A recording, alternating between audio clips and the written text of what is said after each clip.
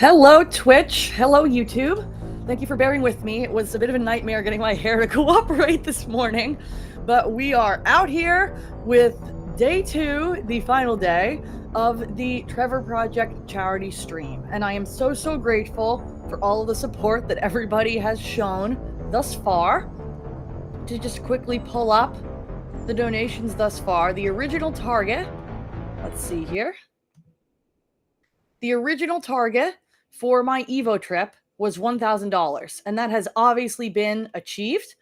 Everything above that is going to the TREVOR Project. And on Saturday, we raised $535 for the TREVOR Project after Extola's cut and adding in a couple of additional donations that came in from friends through other avenues. That total donation was $518, and I posted the receipt at the end of that stream so that everybody was able to confirm where that money did in fact go.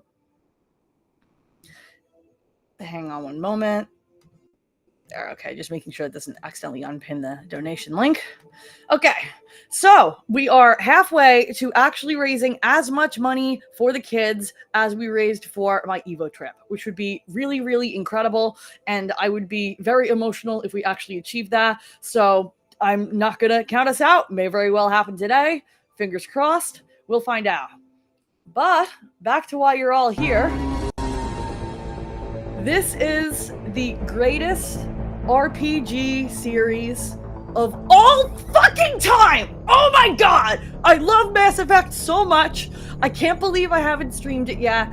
I can't say enough about what this series means to me as a gamer, as a person, as a storyteller. There's a reason I named myself FemShep. This series is... You ever have those stories that you're just like, this is not just something I like, this is defined what I believe storytelling can do, what I believe storytelling should be. This is one of those stories.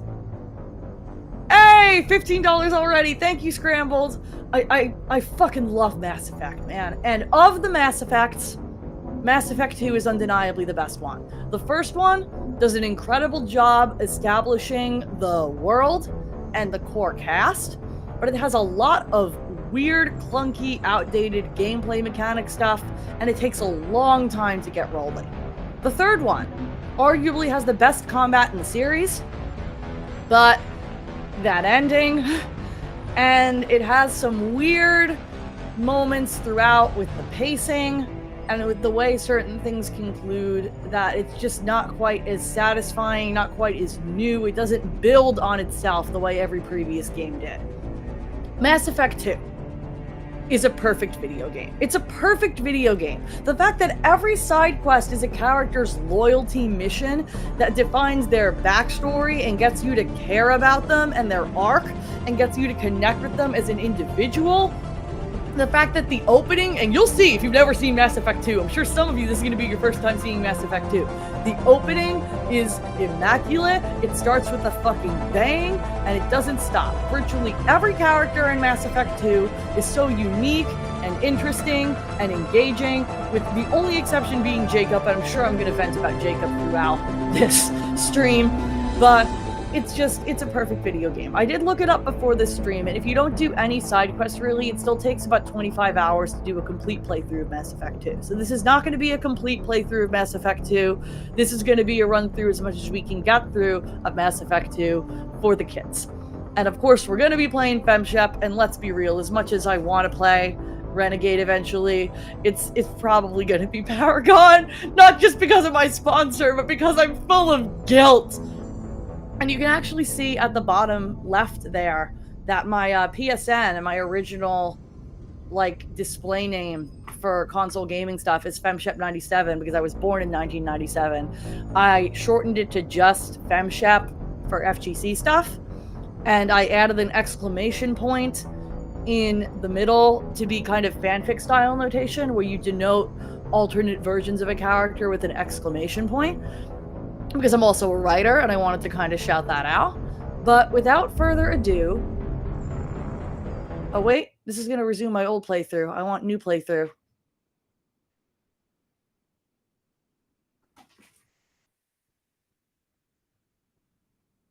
Because I did play through all 3 of them on Legendary Edition already. Oh, okay, good.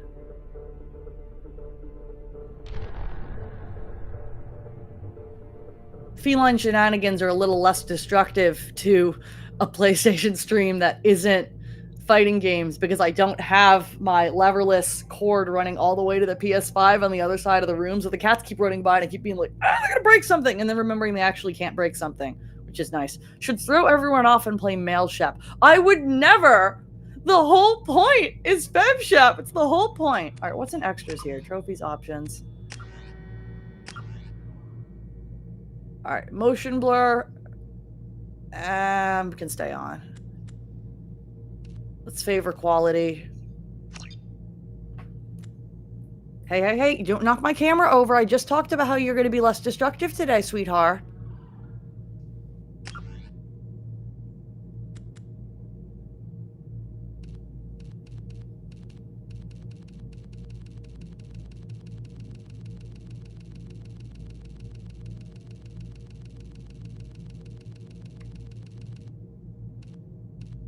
There we go. And he's attacking the fridge. Buddy, you're so good all the time until I'm on stream. Why are you doing this? Come here. I don't want to lock you up. I want to let you be free.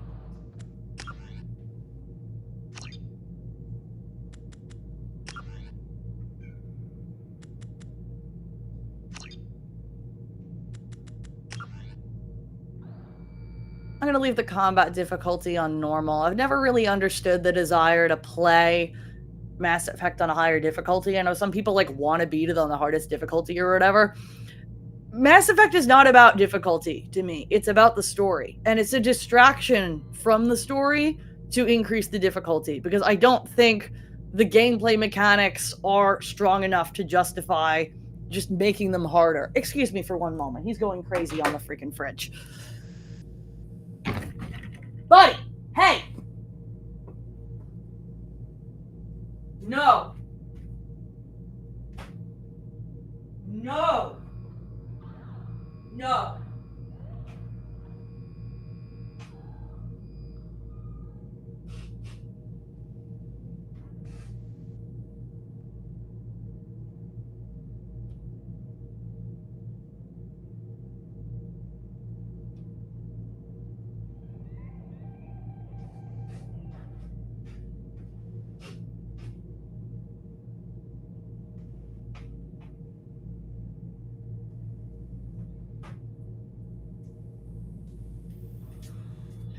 If you are going to be like this, then you have to say hello to Twitch and tell them to donate to the children.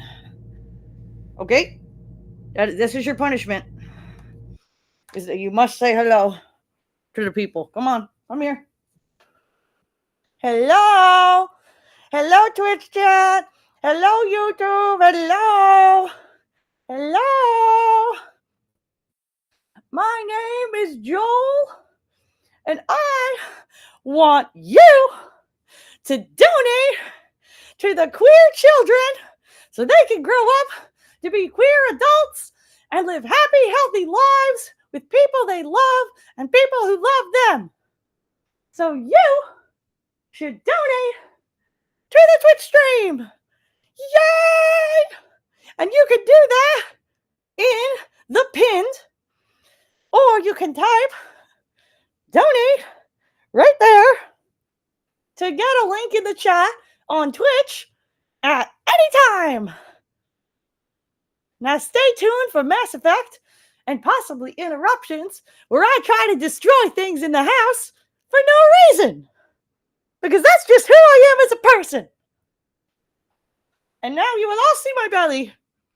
Belly. Belly. Cat belly.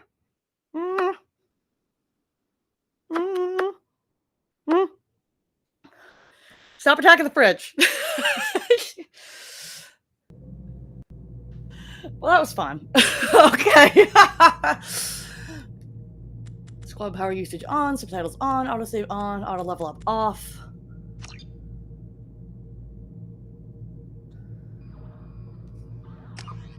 New game. Female.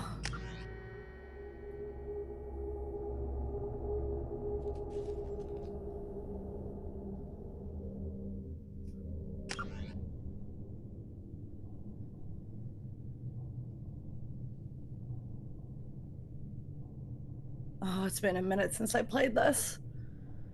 The last time I played through this, I was still living with my parents. I hadn't been out of the closet for very long, and my mother walked by, like, while Femchet was having sex with Liara. And thankfully did not fully look at the screen, but in that moment I was just like, I need to move out. Commander Shepard uncovered the truth. And still, it's not enough. We're at war. No one wants to admit it, but humanity is under attack. But they're sending her to fight Geth. Geth! We both know they're not the real threat. The Reapers are still out there.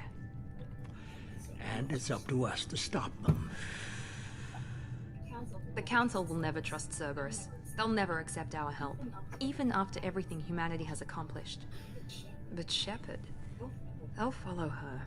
She's a hero, a blood. Yes, the fuck she is. But she's just one woman. If we lose Shepard, humanity might well follow. Then see to it that we don't lose her. It's a testament to some of the fumbles in ME3 that I can never remember how the elusive man dies. I know he dies, but I've played through the entire series twice, and I can never remember what actually happens to him.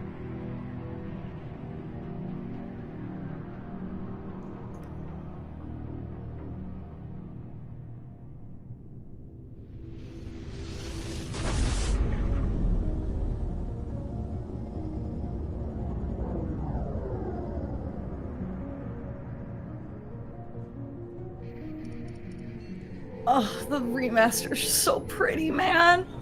Disengaging FTL drives. Emission sinks active. Board is green. We are running silent. We're wasting our time. 4 days searching up and down this sector, and we haven't found any sign of Geth activity. 3 ships went missing here in the past month. Something happened to them. My money's on slavers. The Terminus system is crawling with them. Picking up something on the long-range scanner. Unidentified vessel. Looks like a cruiser. Imagine any known signatures. Cruiser is changing course. Now on intercept trajectory. Can't. Stealth systems are engaged. There's no way a Geth ship could possibly... It's not the Geth. Brace for evasive maneuvers!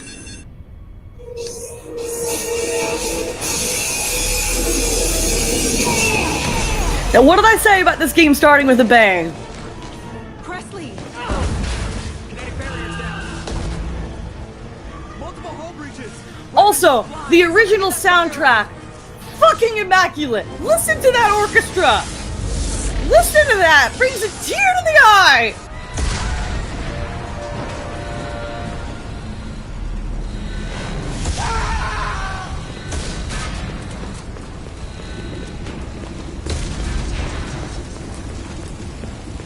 Shepard! Distress beacon is ready for launch. Will the Alliance get here in time?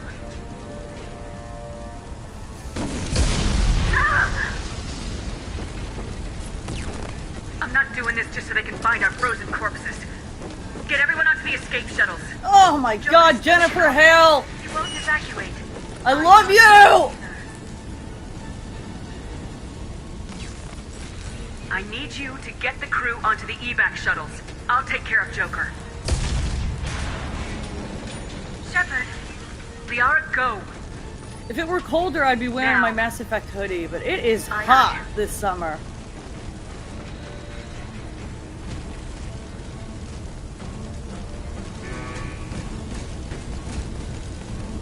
Everybody in! Go, go, go!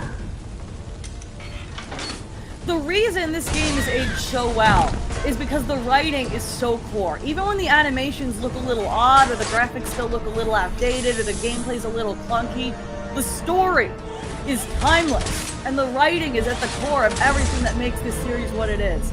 And it looks so much better on the remaster. My god, look at the lights!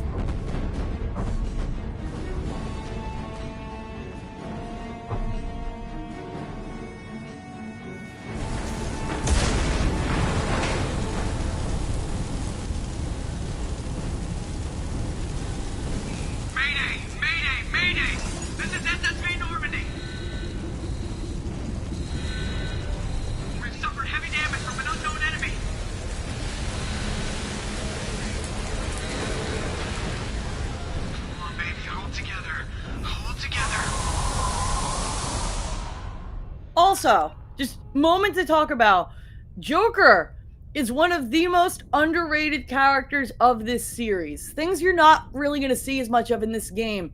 But there's a conversation in the first game where you ask him about being a pilot, and as it turns out, he's like one of the best pilots ever, but he has a disability where he has incredibly brittle bones, and so people didn't want to risk having him as their pilot, and he's had a difficult time with his career as a result. And it is integrated really organically into his story, and he is never pitied, and he is never condescended to, and he has a whole arc outside of having a disability. And I love that representation so much. And that's in addition to the fact that Joker is like the funniest character in the series.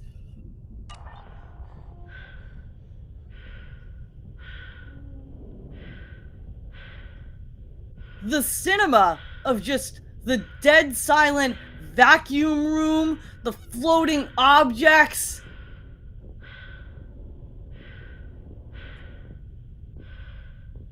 All you can hear is the breathing and me freaking out.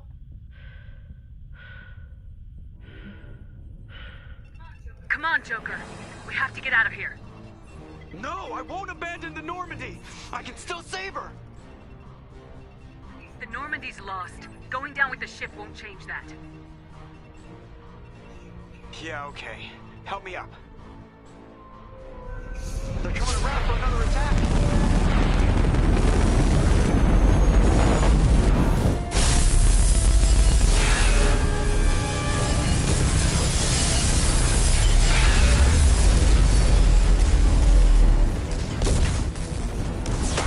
Watch the arm.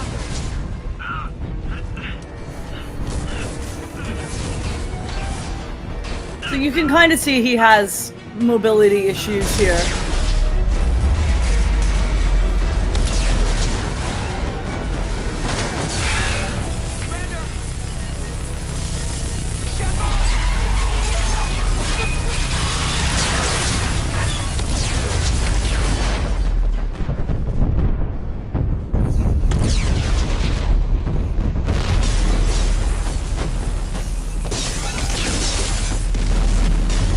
That's how you start a video game! That is how you start a video game!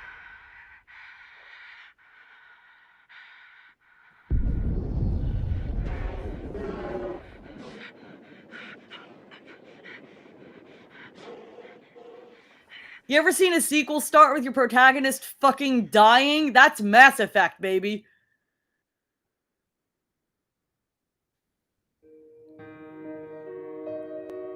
The music!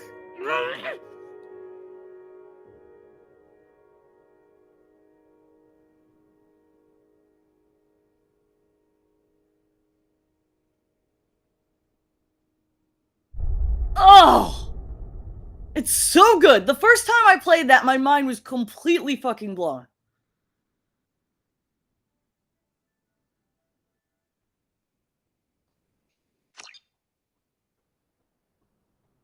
This will kind of catch anybody that hasn't played the first one up on core events and set up which decisions we made in the previous game. Just another routine mission.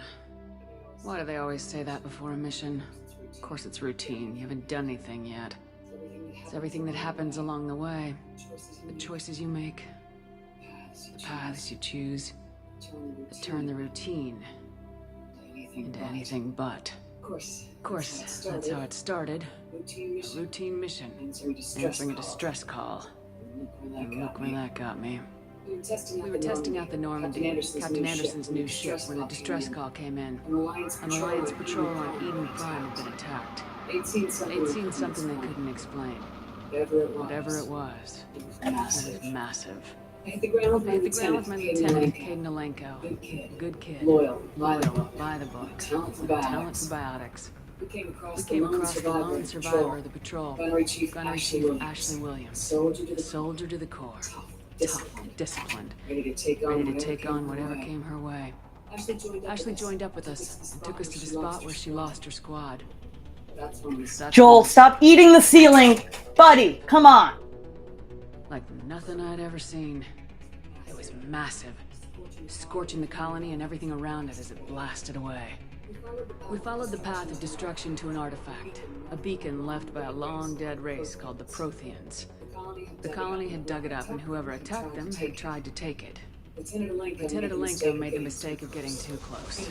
Hit him with some type of energy. Double audio, let me lower the TV volume a bit. That's when it hit me. Hard. Is that better? Every muscle in my body went rigid. I couldn't move. Could barely breathe. Everything went black. And then I saw something. A vision. Dream. Down. A nightmare. By the time I woke up, we were halfway to the Citadel on our way to meet the Council. I was expected to explain what I'd seen. Anderson came along.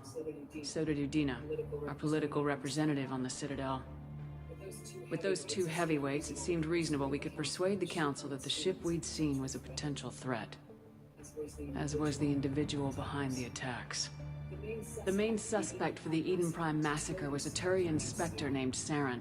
He'd been seen by one of the survivors from the colony at Eden Prime, and there was some evidence to suggest that the ship was connected to Saren. But even Udina's pointed accusations weren't enough to convince the Council. They just couldn't believe one of their chosen elite Spectres could be guilty of something like that. They needed proof. Which meant I needed proof.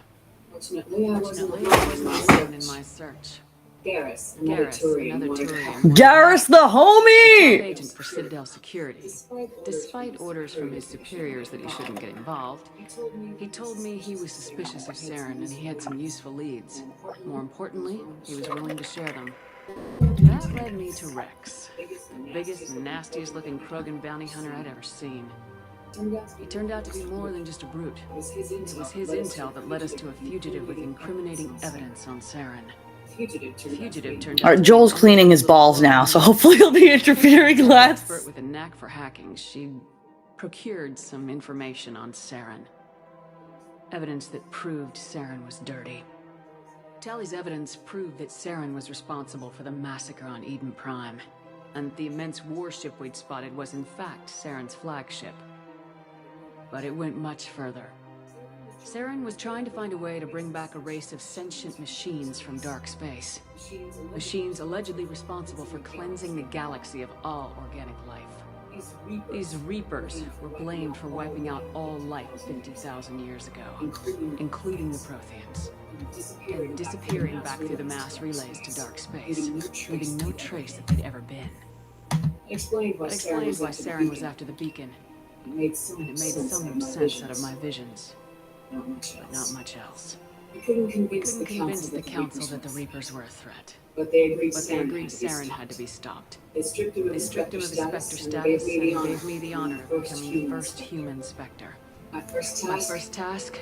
Bring down Saren. Anderson decided to stay behind, setting up his ship, the Normandy. He told me I'd need it more than he would. He also pointed me in a direction. Liara. A Prothean expert, adept in biotics, and maybe most importantly, daughter of Benezia, Saren's top lieutenant.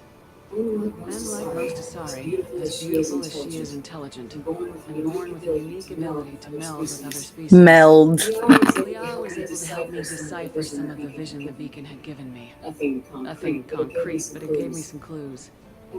And a new appreciation for the Asari. Appreciation. Her technique for accessing my vision was unexpected, but not at all unpleasant. Caden was a little concerned about the connection I shared with Liara. As commander, I knew either relationship had the potential to interfere with the mission. Alright, obviously we're gonna say Mass Effect 1 included FemShep being super gay. To be fair, Asari are a monogender species. They aren't actually female. And they have like a mind meld that allows them to get pregnant from literally any species without like having traditional sex. So it's not exactly gay in the traditional sense, but the entire species is heavily female coded and they all use she, her pronouns. So it's the closest to a gay alien relationship you can get.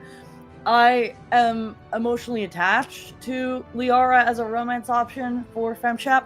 The first time I played, I romanced Kaden in the first one, Garrus in the second one, and back to Kaden in the third one. The second time I played it, I romanced Liara all the way through because I was still closeted the first time I played it, including to myself.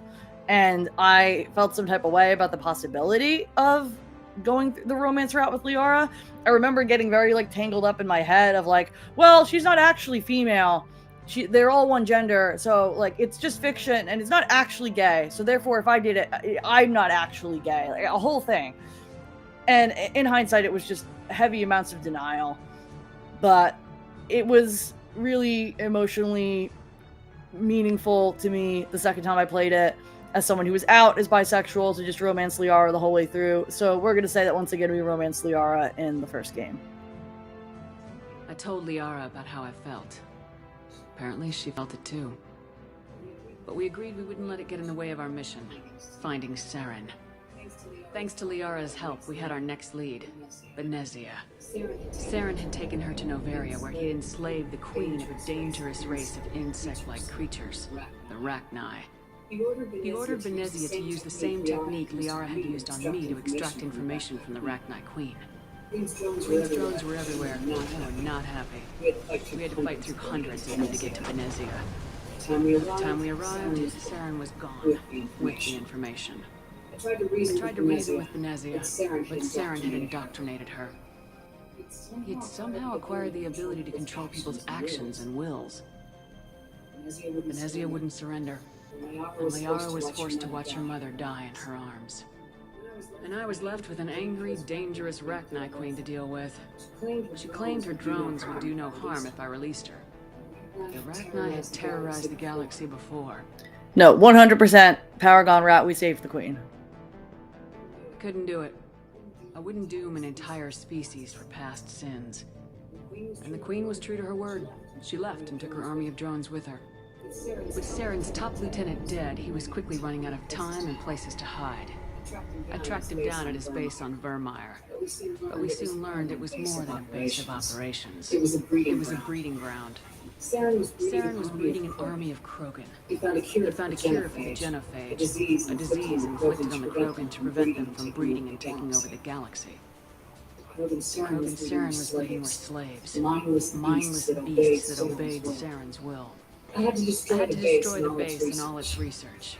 Rex disagreed. Violently. Rex wanted the genophage cure for his people. I tried to convince him to help me destroy it. These Krogan weren't real. But he wouldn't back down.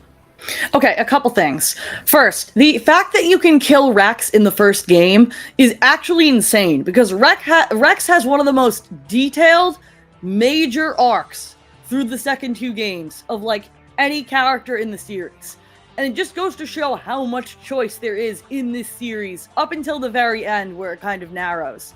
That you can actually delete all of that stuff from the story, and Rex just gets replaced with like a generic Krogan, and you lose out on a whole bunch of really interesting story.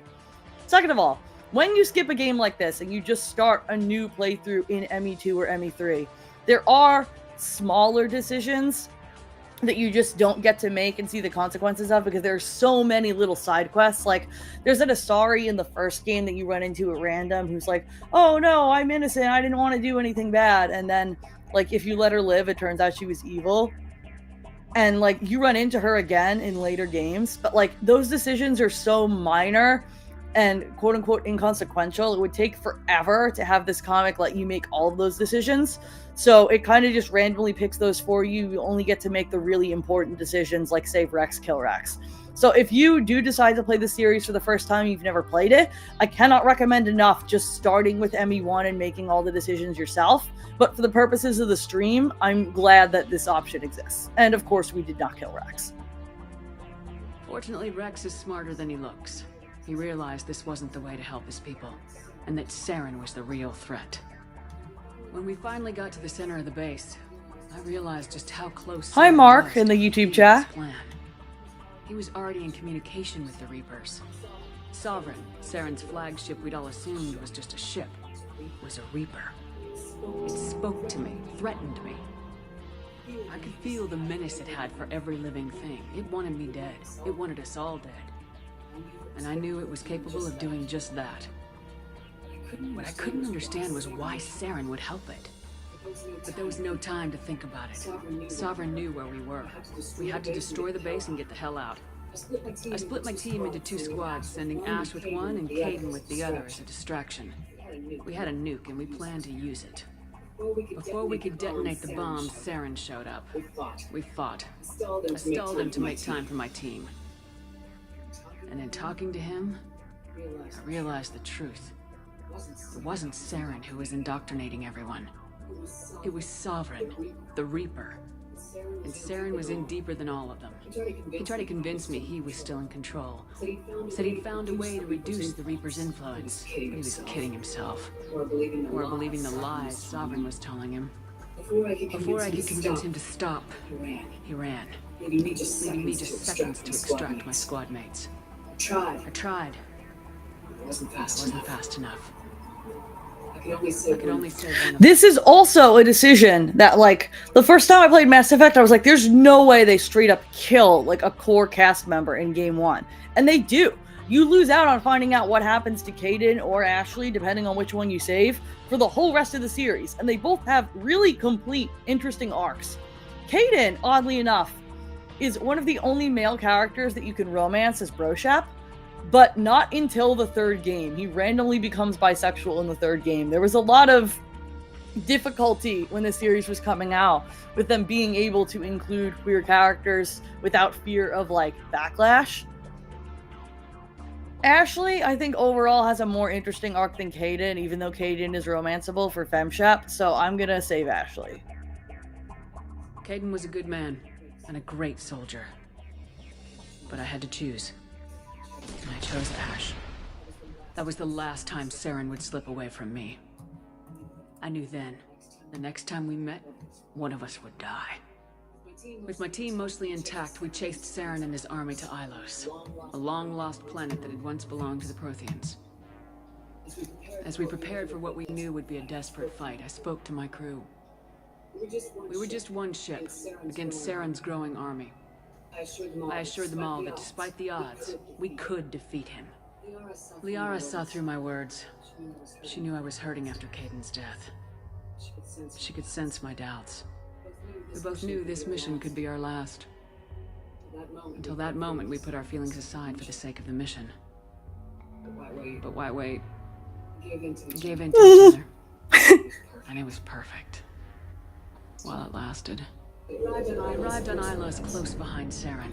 The sex scenes in Mass Effect are, like, super tame, too. They're, like, fade-out shots of a naked ba. And when the game came out, there was, like, massive controversy over the fact that you could have sex in the game, and it had pornographic cutscenes, and, like, they're tamer than a PG-13 movie. It's a really weird thing that people were that upset. But a few survived long enough to leave a parting gift.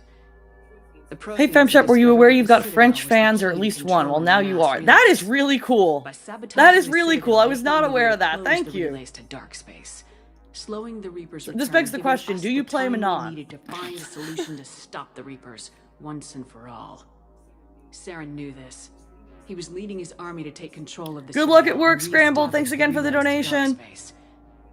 Bringing the waiting Reapers here to destroy us all. We followed him to the Citadel. It was intact, but heavily damaged. He'd caught the Council fleets by surprise, and they were only now regrouping. And with Sovereign as his flagship, there was little hope that the fleets could counterattack with enough strength to take back the Citadel. But Saren was done running, and I was done chasing him. As the Alliance and Council fleets battled Saren's army outside the Citadel, I cornered the Turian bastard in the Citadel tower and confronted him. He died believing that the Reapers would save him. As I fought to regain control of the Citadel, the Council's flagship, the Destiny Ascension, fell under attack. Morning, Care Bear! I'm doing pretty good. Sovereign and Saren's army continued to fight. The Council was aboard the Destiny Ascension, and they were requesting... I didn't even notice that about Manon's voice lines. That's cool. In order to help them, I would have to put our Human Alliance fleet in jeopardy. Is chat showing up over the game for y'all or no? Because it's supposed to be. I'm gonna double check my overlay real quick.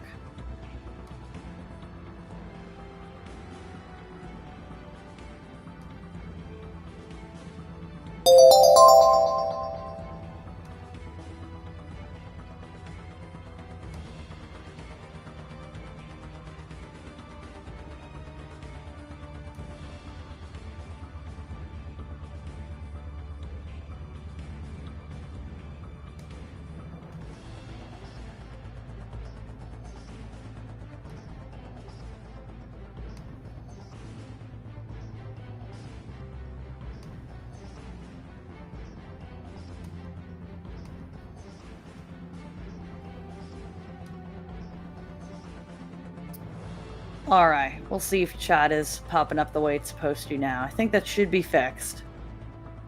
We shall see.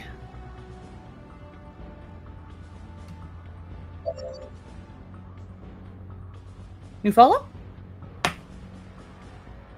I heard the notification, I didn't see the pop-up. But thank you, whoever that was. And hopefully chat is fixed now. Either that or it's possible there's a glitch connecting. Give me 1 second to just triple check. This chat should be connected. Yeah, this should be working. If it's not, then it's just a technical difficulty because it's all set up correctly. Bunny Commando. That is an awesome name, especially with the bunny profile pic. Alright, we definitely saved the Council. Paragon playthrough. The Council had to be saved. They represented the hearts and minds of the galactic community. Without them, the fleets would be in disarray. Even with the Citadel back in my control, Saren defeated and the Normandy leading the combined galactic fleet. The battle against Sovereign, a single Reaper, was relentless. It took the combined fleets of humanity and the other races, but in the end, Sovereign fell. But the costs were immense. While humanity's efforts in the war earned us our first seat on the Council, it was a hollow victory. The Reapers were still out there. I knew the fight was far from over, but as the one who'd led the fight against Saren, I was given new responsibilities. The choice of humanity's first counselor was left to me to decide. On the one hand, Udina, a lifetime politician, ruthless and ambitious. He would easily navigate the political landmines that would soon be placed before him. The other choice, Captain Anderson. Oh, I love Anderson so much. Fair, but a friend, and someone I could trust. Both great leaders in their own right. Anderson didn't want the job, which was a sure sign he'd be perfect for it. No ambition to get in the way. The war was over. The threat had passed. In time, the Council would rebuild itself. The Citadel could be repaired. Even the pain of lost friends would fade. But none of that mattered if the Reapers were still out there. And if they were all as powerful as Sovereign, we had to find a way to stop them. I had to find a way. I gathered my crew, took my ship, and went in search of answers. Officially, the Council would only say I was assigned cleanup duty, routing out any remnants of Saren's army. Just another routine mission.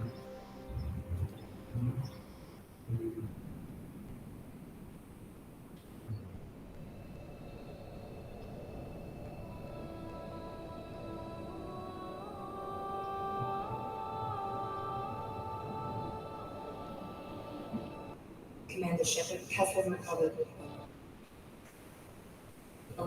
Commander Shepard.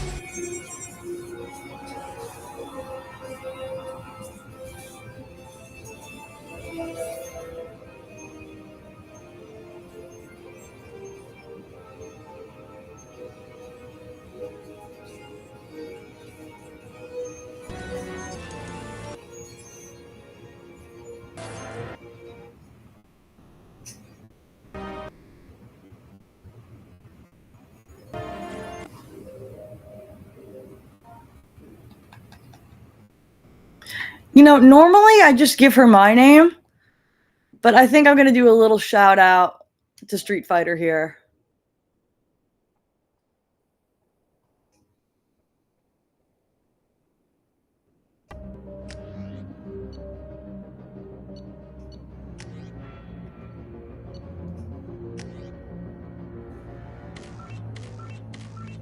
I don't really want to spend too long a character creator when I'm not even going to be able to get through the whole game. How do I get back to the generic?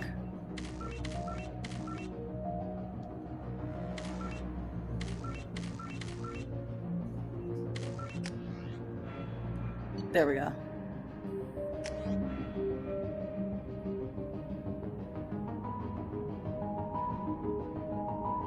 All right. Good vibes, good cause. Thank you for the $20, Bunny. All right. We got to pick our archetype here.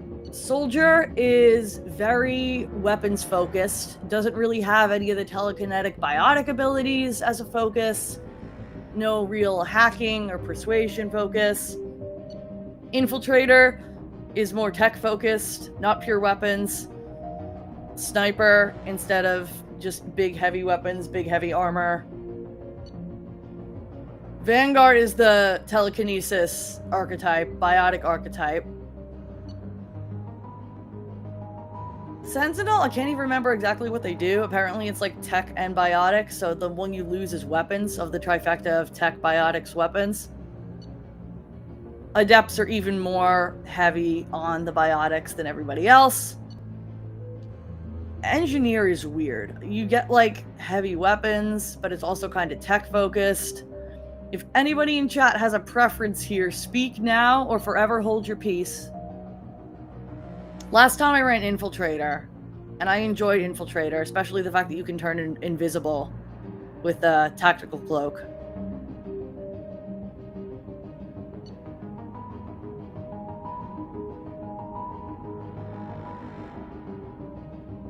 But I think it might be fun to have weapons and biotics instead of weapons and tech. Maybe do Vanguard this time around.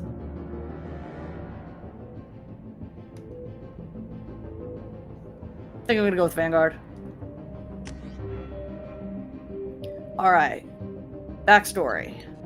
Both of your parents are in the Alliance military. Your childhood was spent on ships and stations. Following in your parents' footsteps, you enlisted at 18.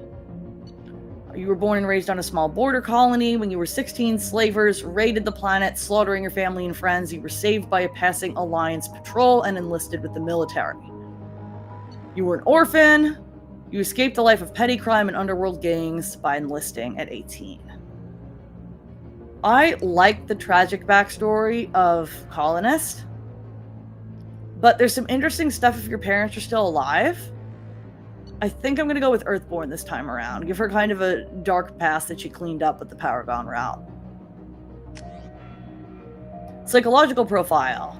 Soul survivor. During your military service, a mission you were on went horribly wrong. Trapped in a life-threatening situation, you had to overcome physical torments and psychological stresses that would have broken most people. Everyone around you fell and you alone survived.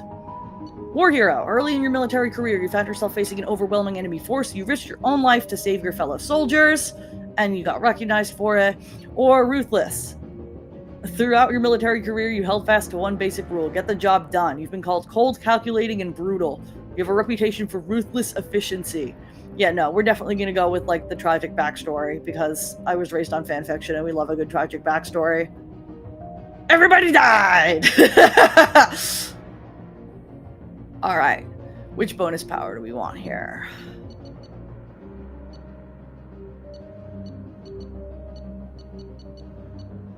Let's go with a biotic attack.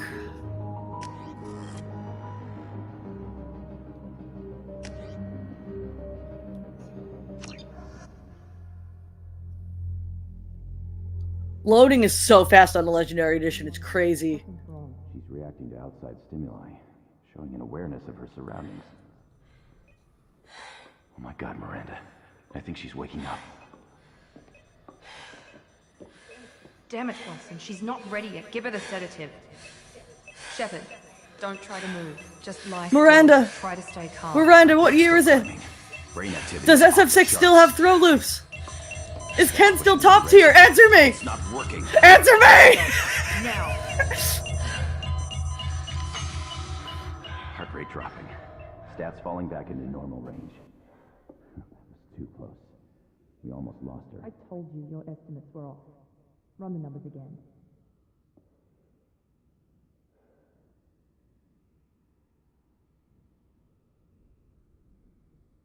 If you, like me, happen to be a queer woman who is attracted to women, strong recommend for looking up cosplayers of Miranda. There is some gorgeous cosplay out there. Get out of that bed now. This facility is under attack. Shepard, your scars aren't healed, but I need you to get moving. This facility is under attack. There's a pistol in the locker on the other side of the room. Hurry! Grab the pistol and... Alright, I just want to run to the bathroom real quick, so I will be back in like 1 minute.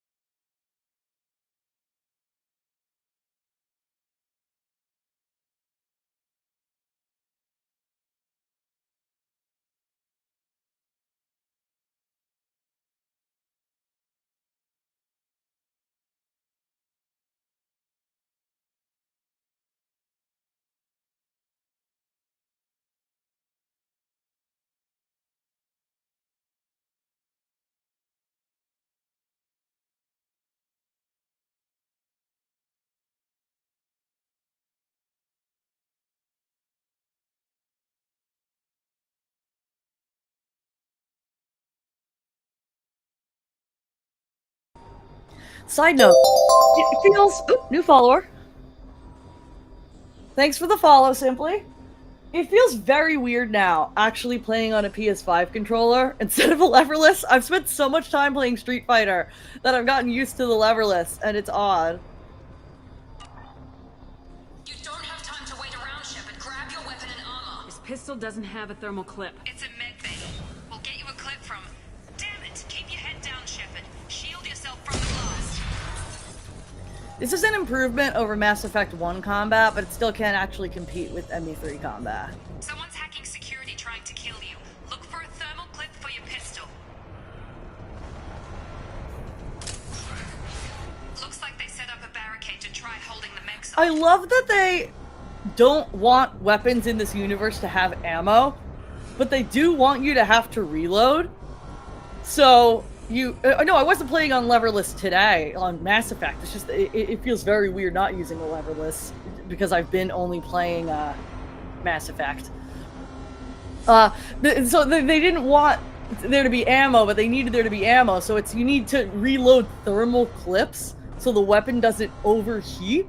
But like it's just reloading. There's a DLC in the third game that's mostly just a parody of the whole series in which they're like, the thermal clips thing is really stupid, pretty much, and it's hilarious. Oh, as far as what leverless I use, let me go grab that, actually.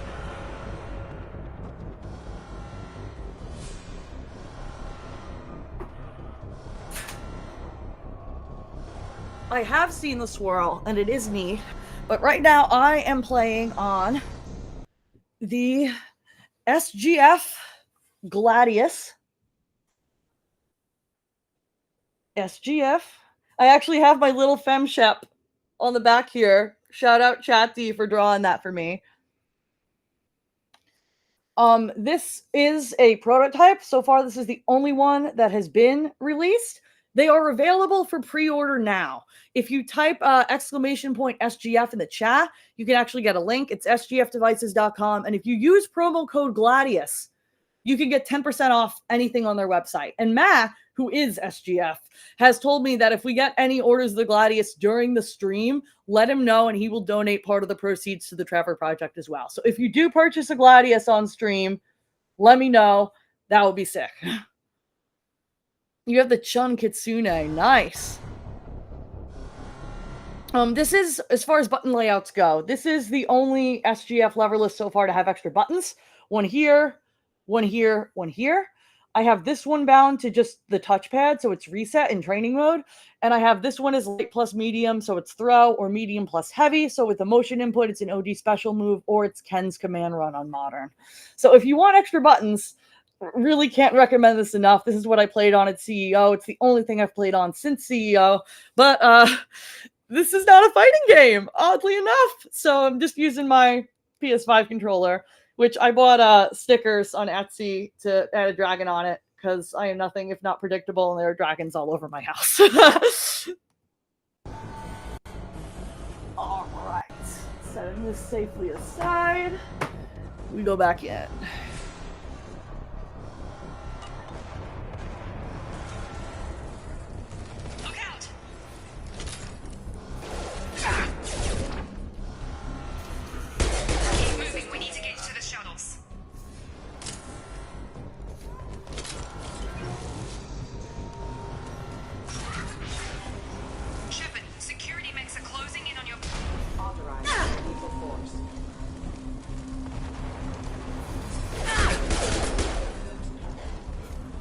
Nope.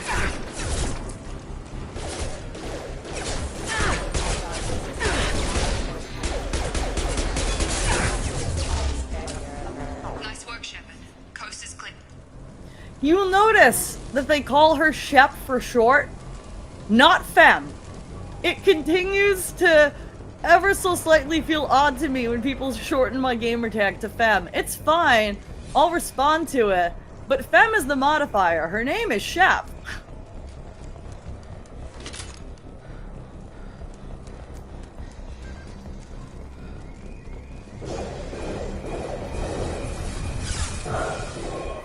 Don't waste time. I can't keep the mix distracted for long.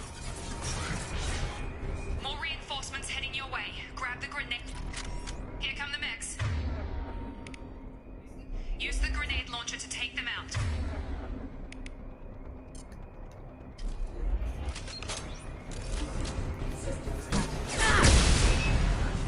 Take the elevator down one floor. You can see some of the UI is still a little clunky, and the combat is serviceable, because it's an old game. Hurry! Get to the door! Run! You're doing fine, Shep. Head to the next room and I'll try to meet you. Shepard, read me. I've got them closing in on my position.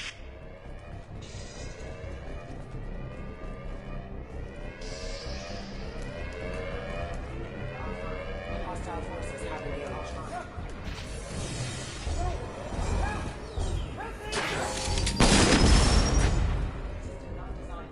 Log update.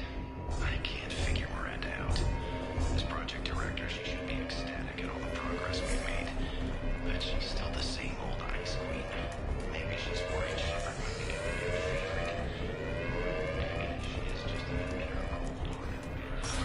That she is. Progress is slow, but subject shows signs of recovery. Major organs are again functional, and there are signs of rudimentary neurological activity. In an effort to accelerate the process, we've moved from simple organic reconstruction of the subject to biosynthetic fusion. Initial results show promise. Log update. The cost of this project is astronomical. Over 4 billion credits so far. But nobody seems to care that we've gone over budget. I don't know where the boss gets all this money.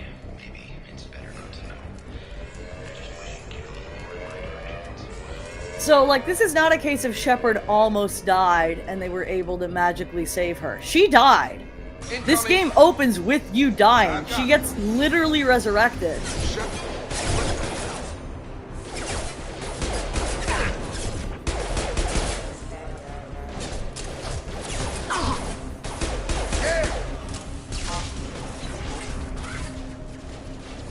and the worst character in the series.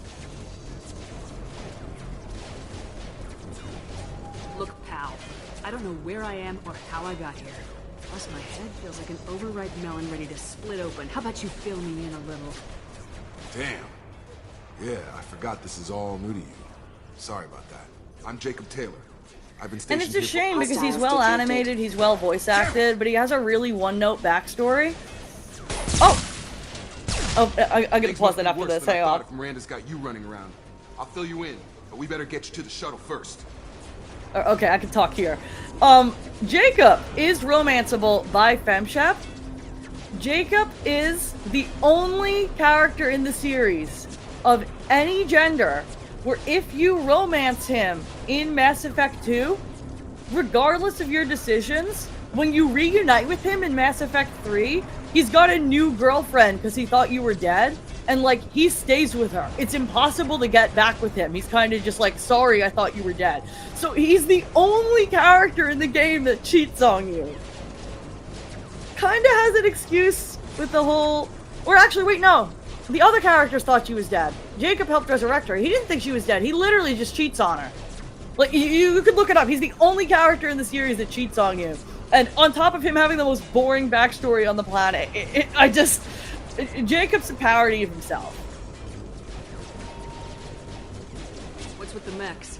Security. Usually they fight for us. Somebody must have hacked them. That should be impossible, unless you've got access. We've got to get you out of here, Shepard. I know this isn't the best time, but I'm sick of stumbling around when I don't know what's going on. Fair enough. I'll give you the quick version. You and your ship were attacked and destroyed. You were killed. Dead as dead can be when they brought you here. Our scientists spent the last 2 years putting you back together. You've been comatose, or worse, that whole time. Oh, I'm just now seeing that Virgil hopped in the YouTube chat and recommended Engineer. Sorry, Virgil.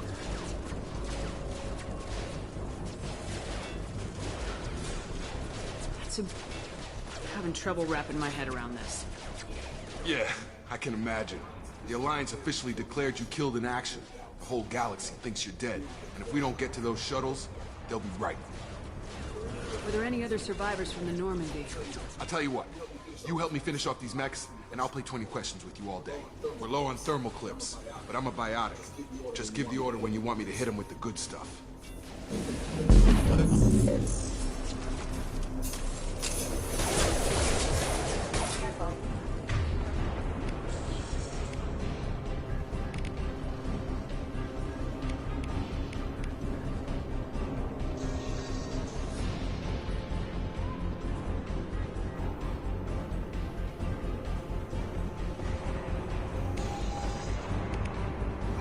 Have a nice trip. Yeah. Trying to remember how to.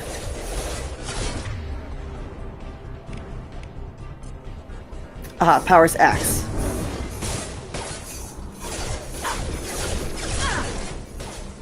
Falling back. Oh, it's got to recharge.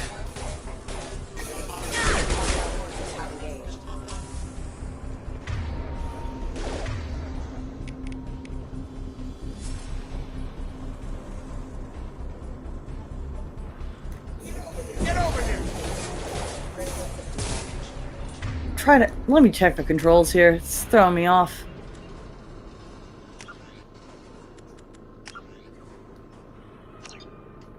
It's been a minute. I don't think...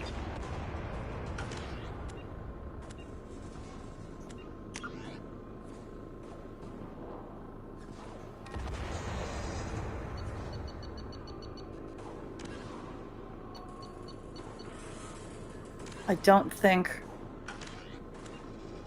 it includes. I'll figure it out later. Okay. I promise I'd answer your questions. What do you I want? hear Virgil and get nightmares of level 3 X Factor, so I've heard. You said they spent 2 years rebuilding me. How bad were my injuries? I'm no doctor, but it was bad. When I first saw you, you were nothing but meat and tubes. Anywhere else, they'd have put you in a coffin. But Project Lazarus was different. Cutting-edge technology. What do you mean, cloning? Cybernetics? I don't know the details. You'd have to ask. Thanks for the follow. But I'm pretty sure you're not a clone. They wanted to bring you back exactly as you were. You're still you. You just might have a few extra bits and pieces now. What can you tell me about the project? Were there other test subjects? Project Lazarus only had one subject. The whole point was to bring you back. Just you. Even that was a challenge. 2 years. All the top scientists. Best technology money could buy. Do you know anything about this attack? Who's behind it, what they're after? Dan Fino. I was getting ready for some shut-eye, then bam! Bunch of explosions. Next thing I know, every damn mech in the place starts shooting at us. I'm guessing it had to be an inside job. You'd need top security access to hack all the mechs. The last thing I remember is the Normandy blowing up. Did anyone else make it? Just about everybody survived. A few servicemen from the lower decks didn't get out. Navigator Presley was killed by an explosion. But everyone else, including the non-Alliance crew, the Asari, Liara, and the Quarian, they all made it out alive. Do you know what any of them are doing now? I don't know, Commander. It's been 2 years. There's some really interesting reunions with characters in the series because they all rightfully believe you were dead. They were my team. If they knew I was alive, they'd come back. Maybe you can track them down after we get off the station. If we get off the station. The last time I played through, like I said, I romanced Liara the whole way through. But you don't run into Liara in Mass Effect 2 until a DLC, like, very late in the game. So, there are romance options available before that, and I ended up starting the romance with Garrus, like, just lightly flirting with him, figuring when my femshep reunited with Liara, she'd be like, hey, I didn't know we still had a shot at this, I know you thought I was dead, I thought I'd never see you again, what have you, and then it would be fine. Well, Liara somehow knows that you were flirting with a different character, and every time you talk to Garrus in this game, when you exit the conversation, he says he has to do some calibrations, like, on the ship's engine. And Liara's like, oh, I heard Garrus has been calibrating more than just the Normandy, and the way I jumped out of my skin! This game knows everything you do and remembers it. What's your job here? Depends on who you ask. Technically, I'm Miranda's top lieutenant. But I'm just a soldier. I served 5 years in the Alliance before this. Now I'm in charge of the station's security. Usually a lot more dull. Oh, you're always dull than Normally this. I don't fire my gun unless it's target practice. When I first woke up, someone named Miranda was talking to me over the radio. We lost contact. Yes, I've already beaten the games. I've played the entire series twice. This is Return to Form in order to do charity stream for the Trevor Project. So if you'd like to support, if you like seeing some Mass Effect instead of just Street Fighter, then the best way you can support is to donate to the Trevor Project right here. I also love Tali. I really wish it were possible to romance Tali as femshep, because I'm just never going to commit to a full broshep playthrough, but she has a really cool romance arc. There was some gunfire and an explosion right before I lost her. She knows how to take care of herself. But I hope she's okay. What's the quickest way to those shuttles? Hey, Sage! The thickest. It's probably best if we... Check. Anyone on this frequency? Anybody still alive out there? Hello? Wilson, this is Jacob. I'm here with Commander Shepard. Just took out a wave of mechs over in D-Wing. Shepard's alive? How the hell? Never mind. You need to get her out of there. Get to the service tunnels and head for the network control room. Roger that, Wilson. Stay on this frequency. I think I remember a Wilson checking on me one time when I woke up. That's him. He's the chief medical tech. Answers directly to Miranda. Come on. I didn't even remember Wilson was a thing.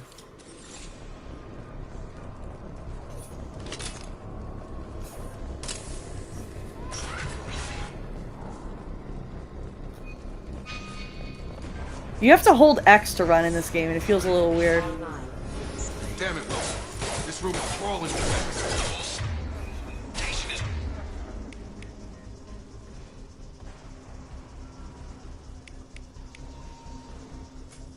Aha. Crawling with mechs. I'm doing the best I can. Sure thing. Got a line. Come on. Moving to target. Look at maps. to the left trigger. Oh, you gotta zoom in first? There we go. Targeting.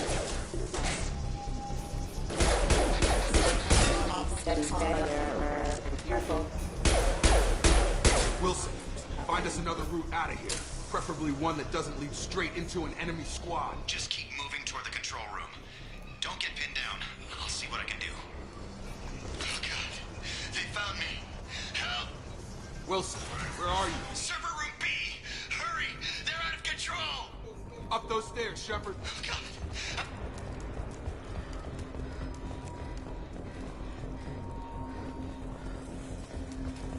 Physical reconstruction of subject is complete, but we still need to evaluate all mental and neurological functions. Our orders were clear. Make Commander Shepard who she was. Shepard, down here! Bastards got me in the leg! You were there the first time I regained consciousness. Yeah, that was me. How about we talk about this after we fix my leg? Should be some medi-gel in the first aid station on the wall. Hopefully there's enough to get him up and moving again. Grab the medi-gel from the first aid station on the wall.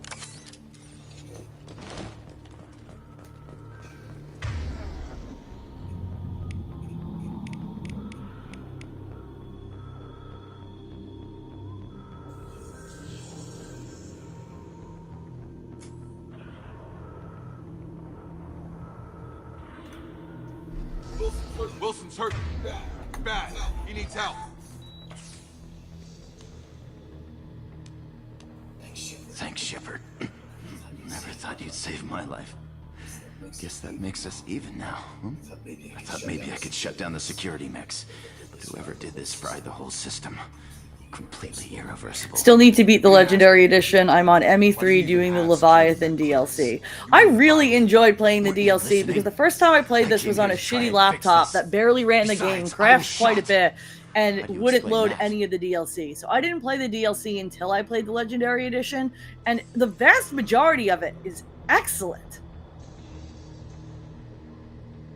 You're all strangers to me. Let's get someplace safe and then we'll sort out whose fault it is. I love ME3 mainly because of its multiplayer. Unfortunately, they removed the multiplayer in the Legendary Edition, so I've actually never played it. The mechs were all over that sector. There's no way she survived. A bunch of mechs won't drop Miranda. She's alive. Then where is she? Why haven't we heard from her? There are only two possible explanations. She's either dead, or she's... Oh, now I remember why I didn't remember Wilson. Then why did she wake me up and warn me about the attack? Okay, maybe she's not a traitor, but that doesn't change the facts. We're here, she's not. We need to save ourselves. The shuttle bay is only a few... Overload the canisters to clear a path. Oh, I don't have a grenade launcher anymore. Shuttles. I put him down!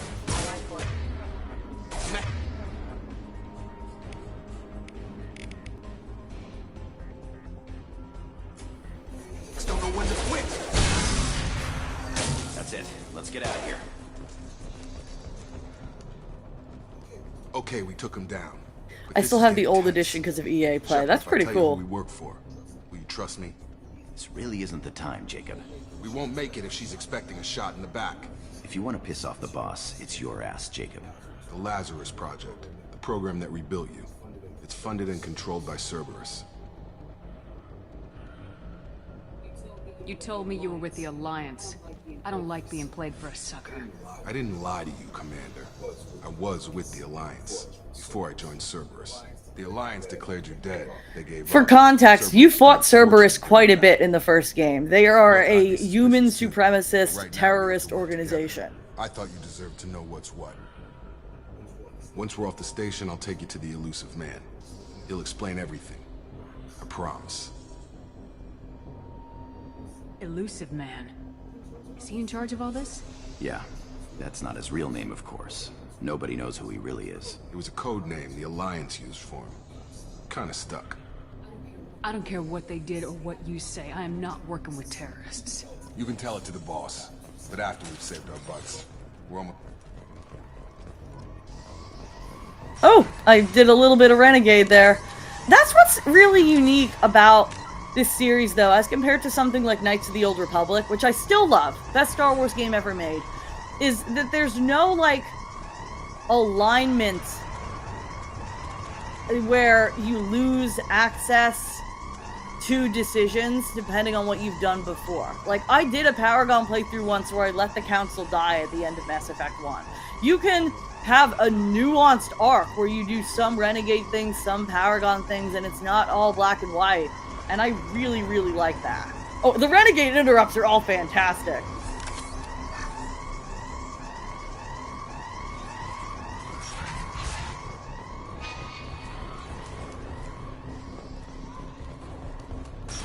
Hostiles detected.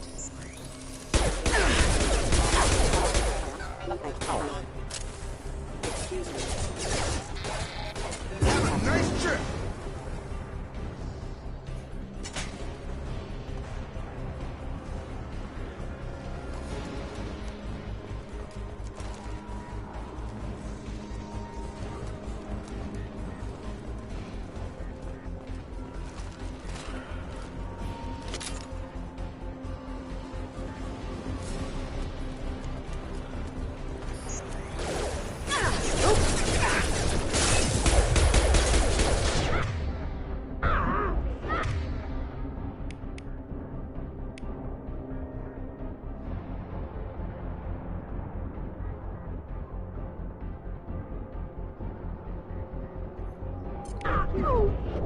Oops.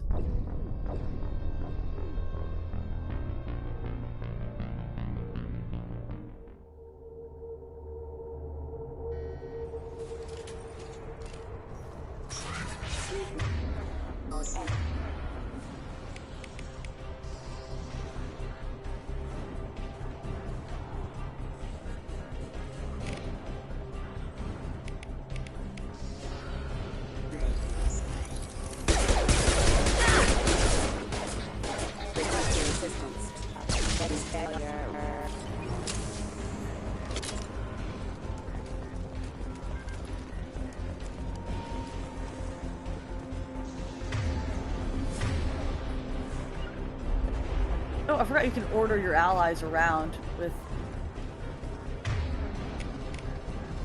I'm trying to remember how I even just did that. There we go, okay. Going to ground.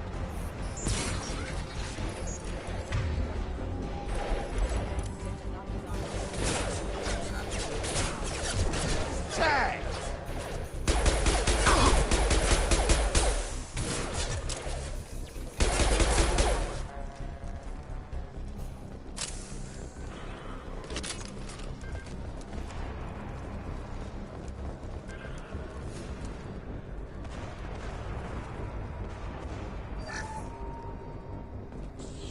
Subject has been recovered, but the damage is far worse than we initially feared.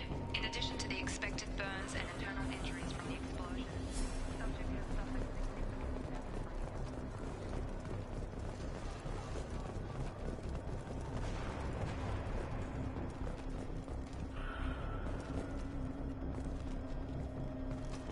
Come on, through here.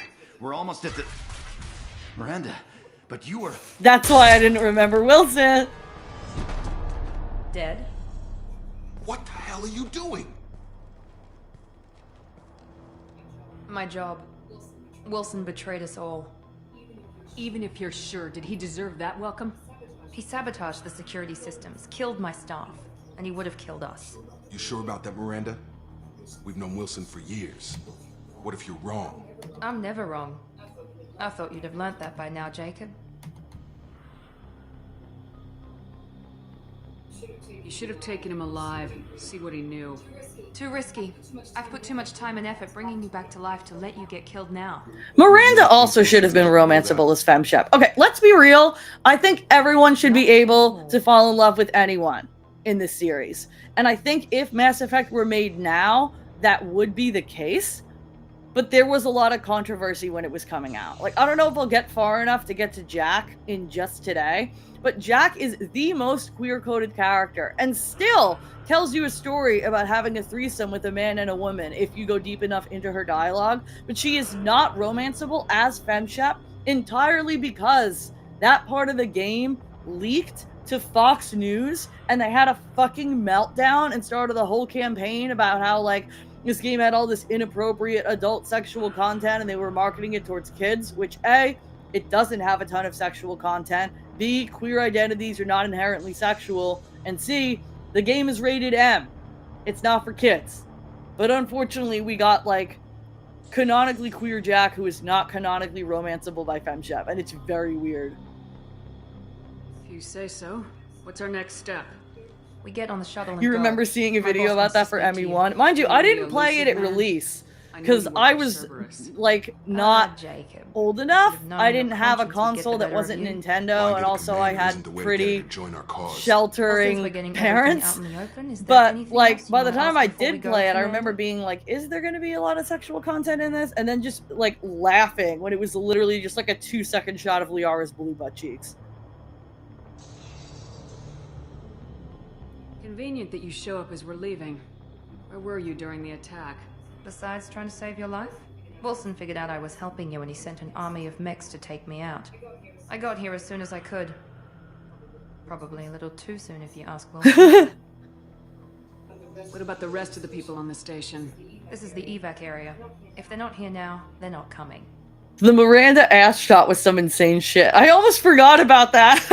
Can't leave without knowing for This sure. game definitely We need to go has back and look. its bits of occasional dated The only one sexism. worth saving Like, is you. Miranda's Everyone written else is really well, and she's a She's super right. interesting The character, only but the risks will be camera signed is up. just like, titty.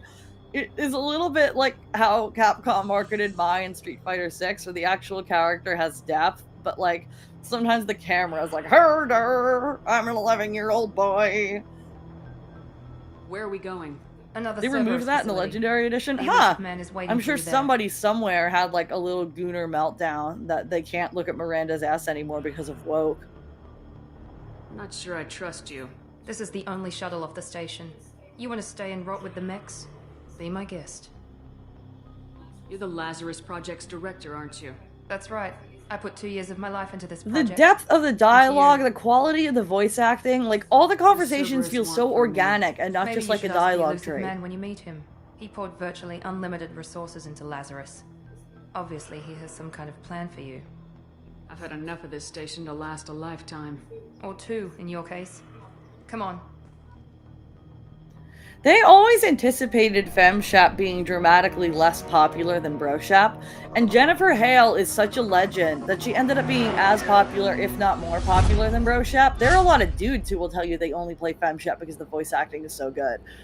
So, it's kind of interesting how only when we finally got to the Legendary Edition did they actually, like, include FemShep in the marketing. If you looked at the marketing at the original release, it was all BroShep. They did not want to make you think this was a game about a woman unless you really wanted it to be a game about a woman. And memories are intact. Ask the questions. Did you say 2 years? I've been gone that long? 2 years and 12 days. And you were on an operating table for most of it. Does Street Fighter still have throw loops? Please! Done. Start with personal history. Okay. Did they nerf Records Mai show you again? grew up on Earth. Does Marissa's Tough crouch heavy environment, punch no work? parents. What has happened in You these enlisted 2 and You years? survived a Thresher Maw attack that wiped out the rest of your team. I like Remember that? Melchep for the purpose of making him a black BroShep. That is much more wholesome than what I do with BroShep. The one and only time I played BroShep, I never finished it. I think I got through most of ME1 and then I never finished it. But I was going to do a Renegade playthrough, finally. But I could only really get with a Renegade playthrough if I'm dissociated for the character that I'm looking at. And it doesn't feel like me when the character's a dude. Like, there's a little bit more distance. So the plan was play BroShep and be the biggest asshole possible. And that's hilarious, but I do not have the patience to do it for an entire playthrough.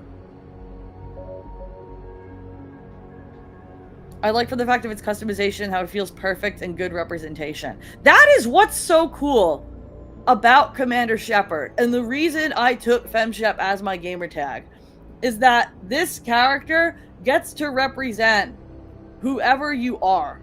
to a pretty broad extent. There is no way to use like they them pronouns, so I guess there's a limiting factor if you're non-binary and you would prefer that. But to some degree, you get to pick the character's gender, you get to pick the character's race. If you're willing to tinker with the details, you can try to make it look as much like you as possible. By the end of this series, you really feel like you are Commander Shepard and you experienced all of these events alongside these people. I screwed up the ending of this game the first time I played it and had a couple people die that then didn't show in Mass Effect 3, and it felt like a death, like in some way. It was a couple days of being in a fog, the way I normally am when a character dies in a book or a movie. I'd never felt that in a video game before. Who did you lose the first time around? I lost Miranda and Jack, which, like, I'm sorry, ladies.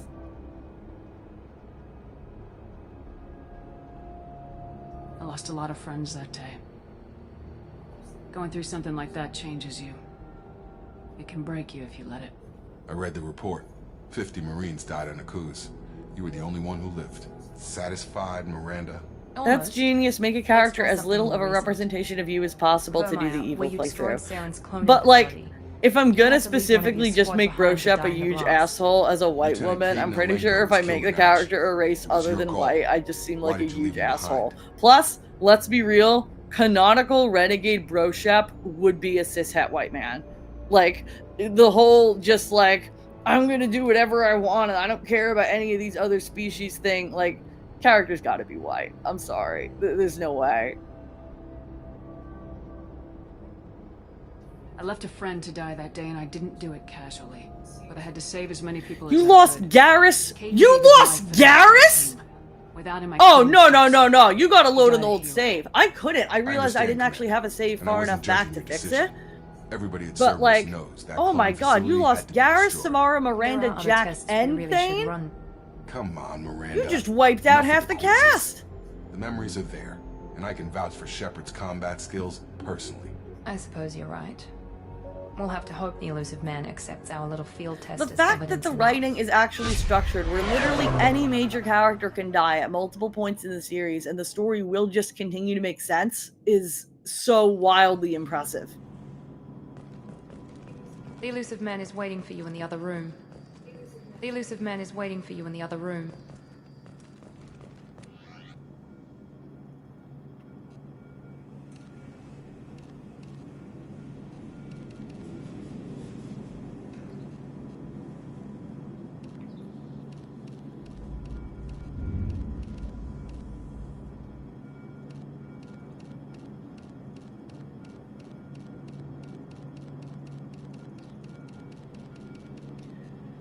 I tend to change this outfit periodically, like throughout a full playthrough, but I still think the black just looks the best.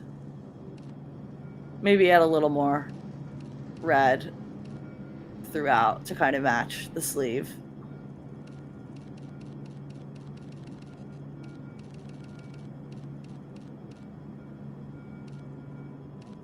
This is funny to me. Like, why the boobs? The camo's kind of cool. Still like the original the best.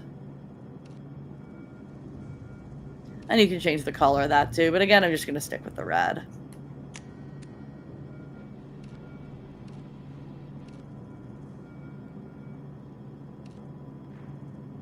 And that right there is the hoodie I got for Christmas. And that is why I wanted it so badly.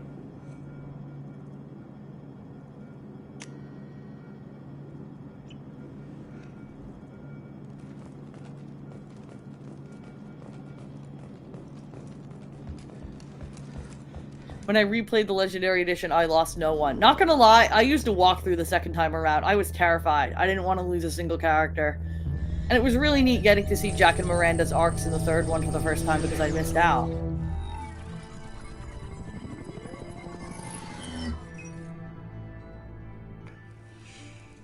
Commander Shepard. Elusive man. I thought we'd be meeting face to face. A necessary precaution. Not unusual for people who know what you and I know. I'm seeing we have a couple viewers on YouTube and 10 on Twitch right now.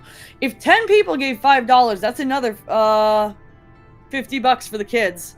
So if you have $5 to throw in, would be pretty sick. That is the whole purpose of doing this. As much as I love Mass Effect, I specifically carved out this big chunk of time to pick up a game I haven't played in a long time today in the hopes of helping the kids. So if you're enjoying this, you want to support, type !donate in the Twitch chat, or Twitch or YouTube. The link is pinned in the chat.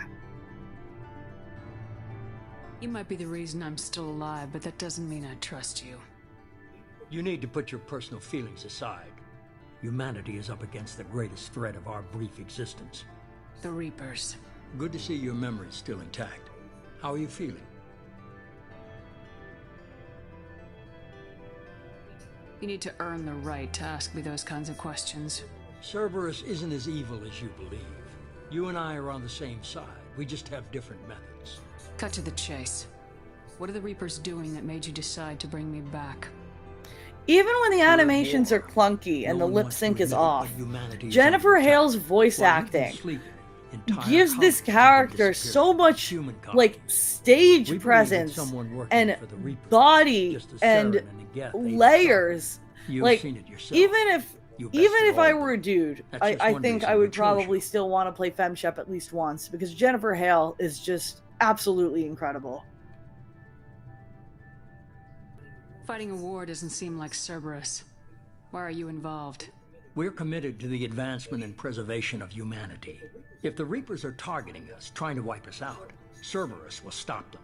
If we wait for politicians or the Alliance to act, no more human colonies will be left.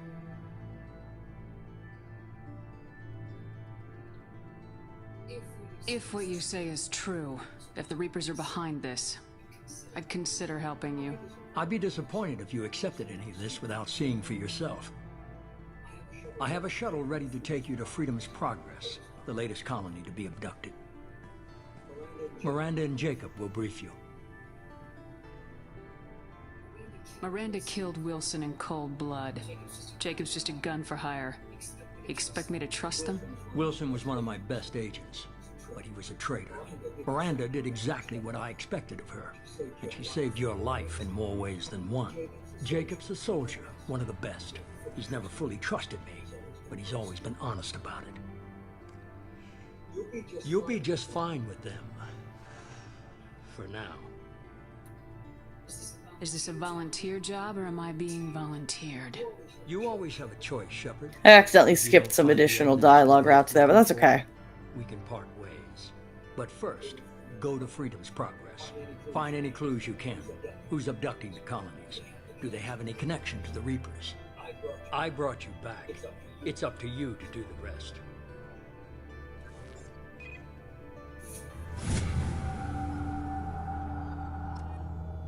In order to hit another $500 raised today, let's see, 500 divided by 8.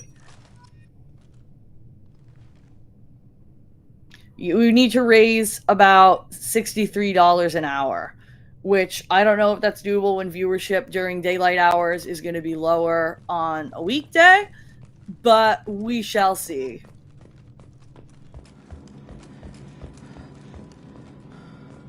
I figure if I'm going to continue to be struggling to find a stable day job, then I might as well utilize it to try to do some good in the world. I'm glad the elusive man convinced you to join us, Commander. I just agreed to work with him.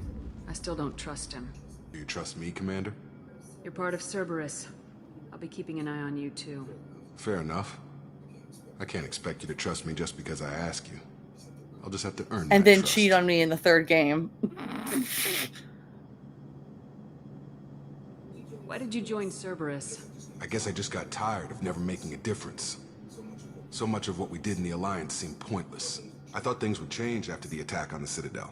Humanity was finally invited to join the Council, but nothing changed. Politics, bureaucracy, same bullshit, different leaders. Cerberus is different. When colonies go missing, we don't commission a team. And look, this is what makes Mass Effect's factions so interesting. Is Cerberus is a human supremacist terrorist organization, but doing things by the book results in having to functionally deal with the Jedi Council that doesn't want to get anything done. Like, there's definitely an Anakin Skywalker tendency as Commander Shepard in this game to feel like, all right, I know that what we're doing is not easy to justify morally, but if I don't do this, we will be sitting in a boardroom debating what to do until planets are eviscerated. And that makes the decision so much more interesting. You said you served in the Alliance. 5 years in total. Stationed all over the galaxy. Even spent a couple of years as a Corsair. I've never heard of the Corsairs. It was an Alliance initiative. They hired independent starship captains and used them for missions that fell outside official Alliance jurisdiction. Technically, we weren't part of the Alliance. If we ever got caught, they could disavow any knowledge of us. We were supposed to be free from restrictions and rules. There was still enough red tape to sink a cruiser. I finally just gave up. Do you know anything about this colony we're going to? It's called Freedom's Progress. Don't know much else. I guess we'll find out when we get there. That's all for now. That's all for now. Yes, ma'am. Yes, ma'am. I still don't understand how it gives you renegade points for being suspicious of the terrorist organization that did in fact terrorize you all throughout the first game.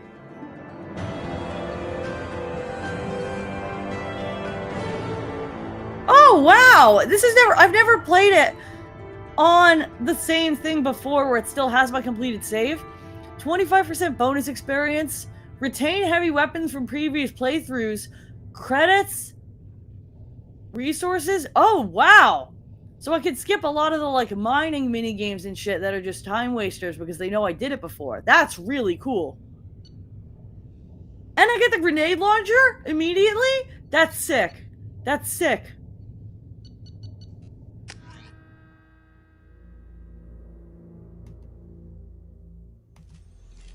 We should be there shortly, Shepard. The elusive man put us under your command. Do you have any orders?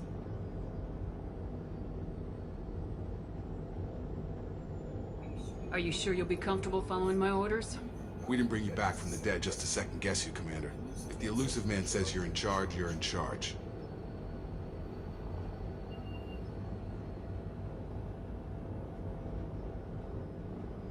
Our first priority is to look for survivors. That's unlikely, Commander. No one was left at the other colonies. They were completely deserted. Be nice to find somebody. Anything's better than another ghost town.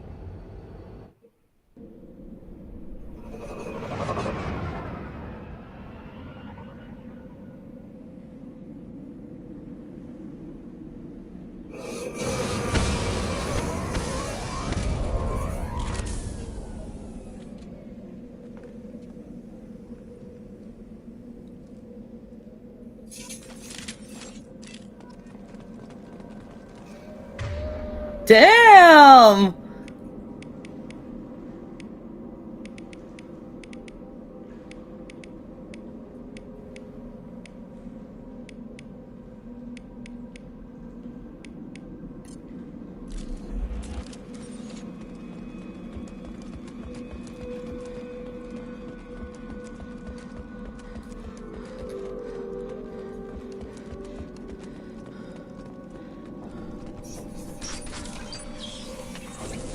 Looks like everyone just got up and left right in the middle of dinner. The lighting in the HDR is such an upgrade.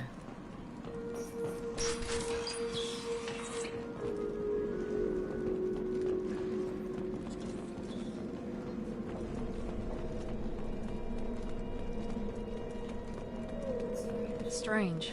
No bodies, no structural damage, and no signs of battle.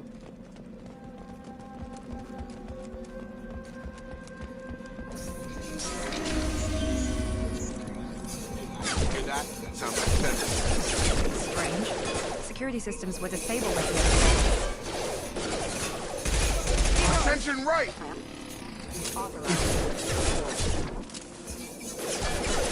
Shoot them before they take out the shield. Gotcha!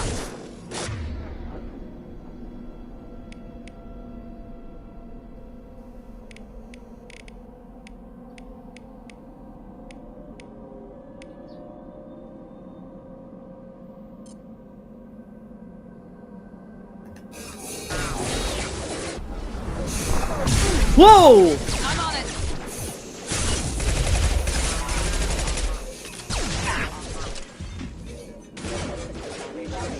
artifacts shouldn't have been hostile. They should have recognized us as human. Someone reprogrammed them to attack on sight. We're not alone here.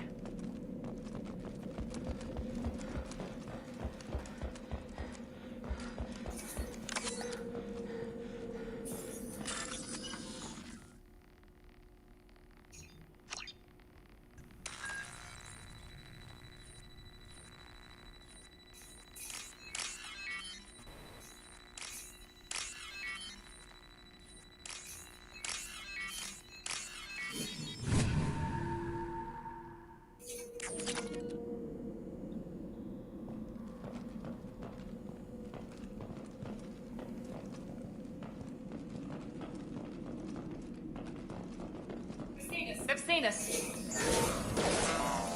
I've got him!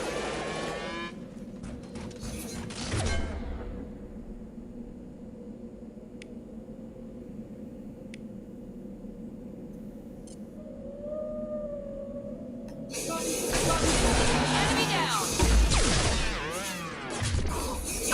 Taking heavy fire! A lot of this is easy to do on a keyboard where you can just bind things to, like, extra keyboard buttons.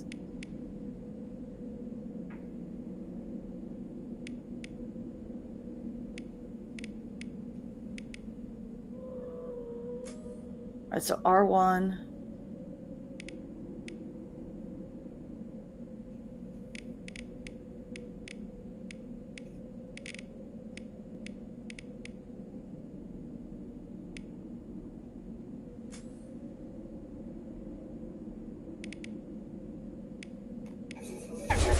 System damage. Rerouting. Power. Yes!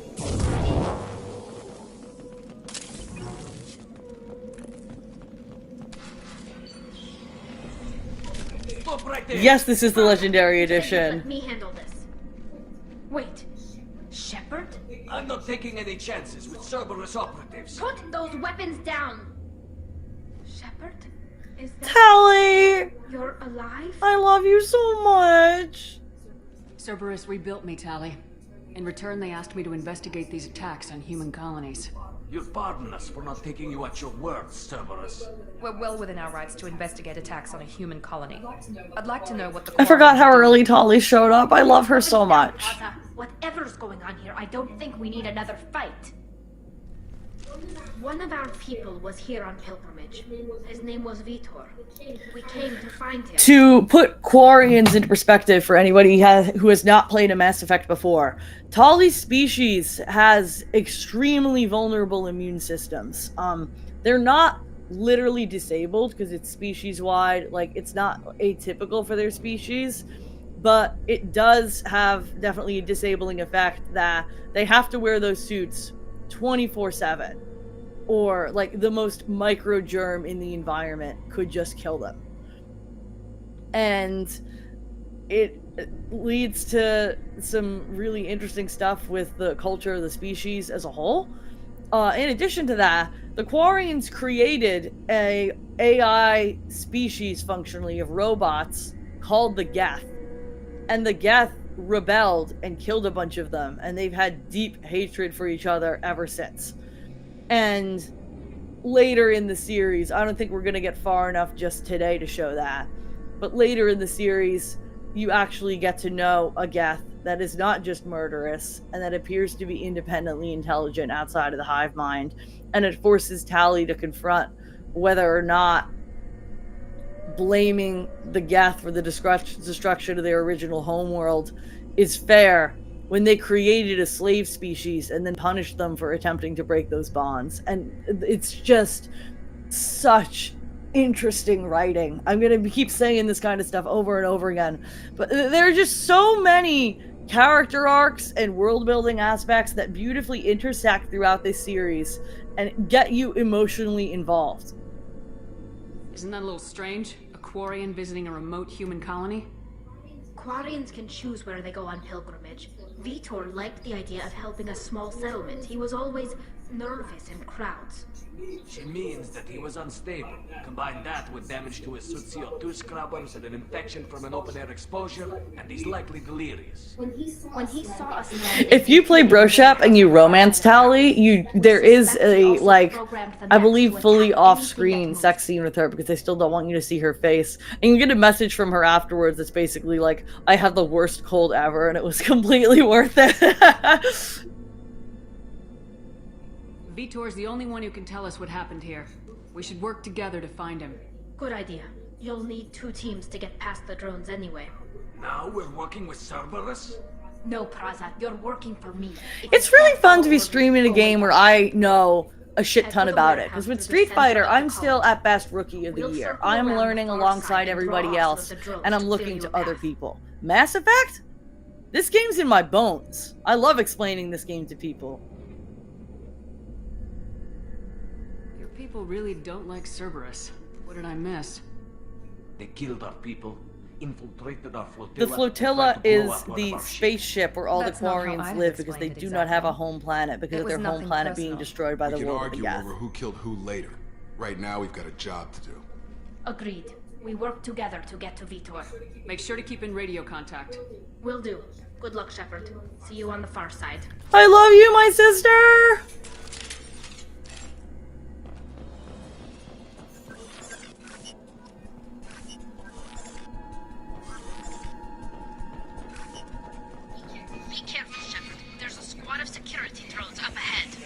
Thanks for the warning.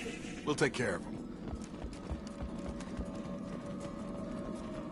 We've been spotted.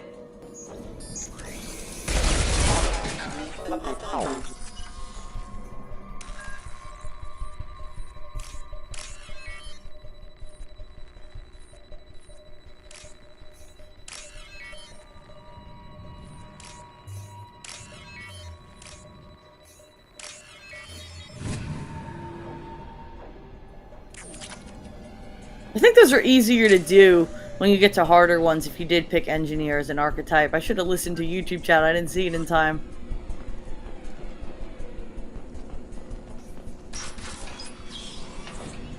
Use overload on them.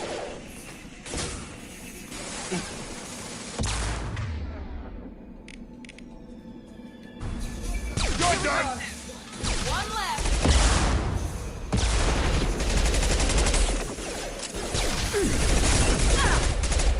Got him!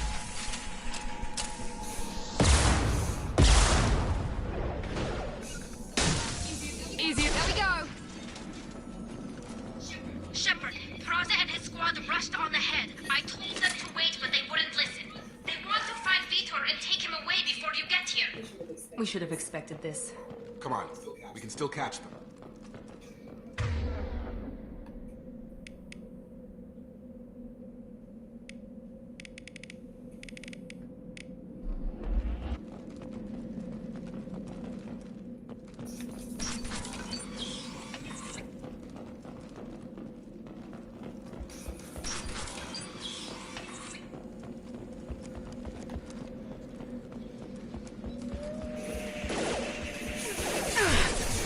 Whoa!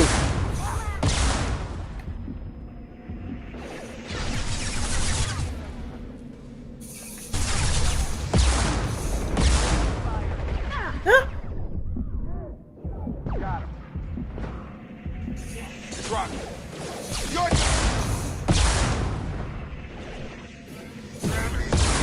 Target down. Target down. Hurry, Shepard. We're inside the loading docks. Vitor reprogrammed the heavy mech. It's tearing Praza's squad apart. They did want to get to Vitor first. Get your squad into cover and I'll open the loading bay doors. We'll take cover by the doors. Shepard, you take point.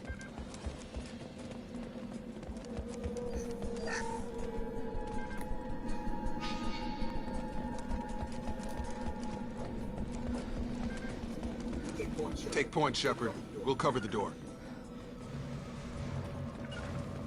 Grabbing cover!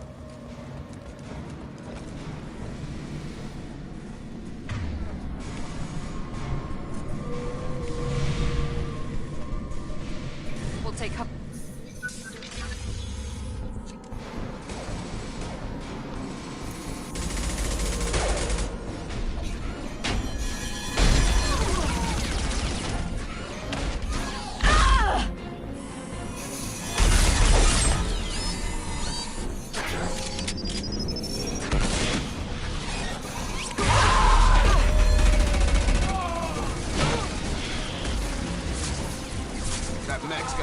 armor-plated. Those Quarians never stood a chance. This is gonna be one tough son of a bitch to take down.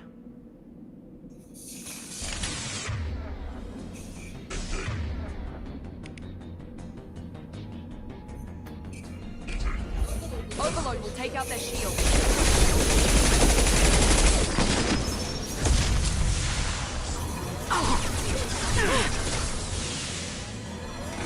Try to overload their shield.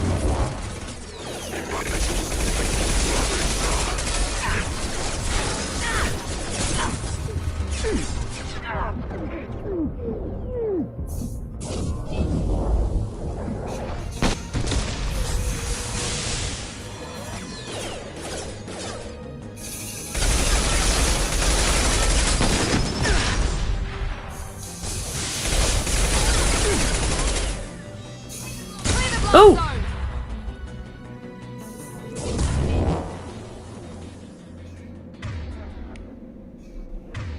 Oh, L1 is healing. I'm just spamming an attack.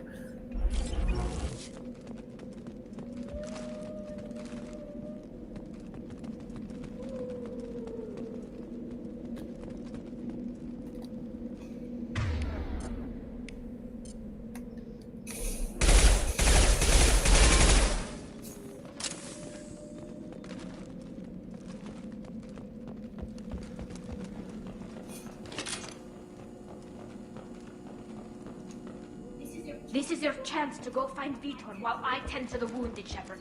He's probably somewhere in the back of the loading bay.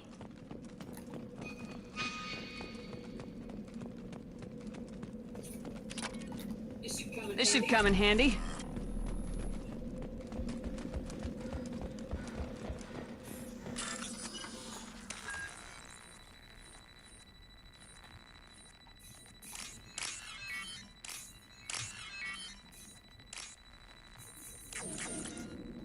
Oops. I thought I could go back before I messed it up.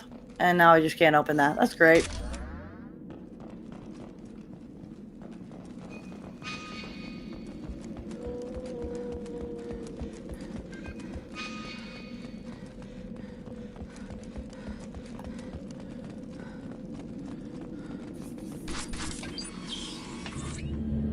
Monsters coming back. Mechs will protect. Safe from swarms. Have to hide. No monsters. No swarms. No.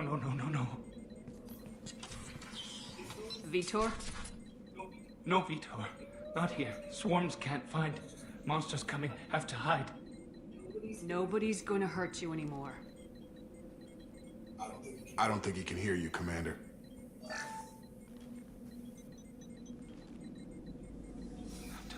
Have to hide. Mechs will protect.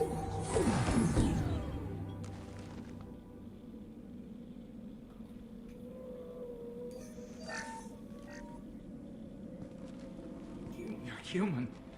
Where did you hide? How come they didn't find you? Even these incidental one-off characters are voice acted beautifully. They took everyone. Why didn't the colonists fight back, Vitor? What happened? You don't know. You didn't see. But I see everything. Looks like security footage. He must have pieced it together manually. What the hell is that? My god. I think it's a collector. Is that some kind of alien? They're a species from somewhere beyond the Omega-4 relay. Only a few people have ever seen one in person. They usually work through intermediaries, like slavers or hired mercenaries. If they're involved with the Reapers somehow, it could explain what happened to the colonies. The Collectors have advanced technology. They could have a weapon that disables an entire settlement at once. The Seeker swarms. No one can hide. The Seekers find you, freeze you, then the monsters take you away.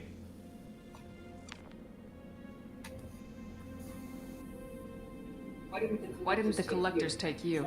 Swarms didn't find me. Monsters didn't know I was here. The Collectors aren't known for being careless.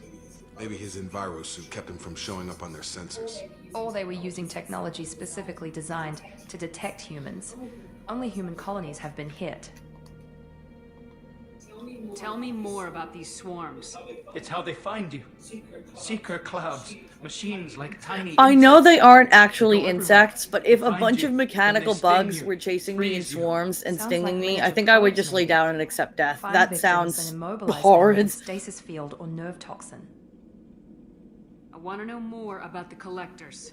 Nobody knows much. They're so rare, a lot of people don't even believe they exist. More importantly, why are they abducting human colonists? What are they after? Maybe the elusive man can figure it out.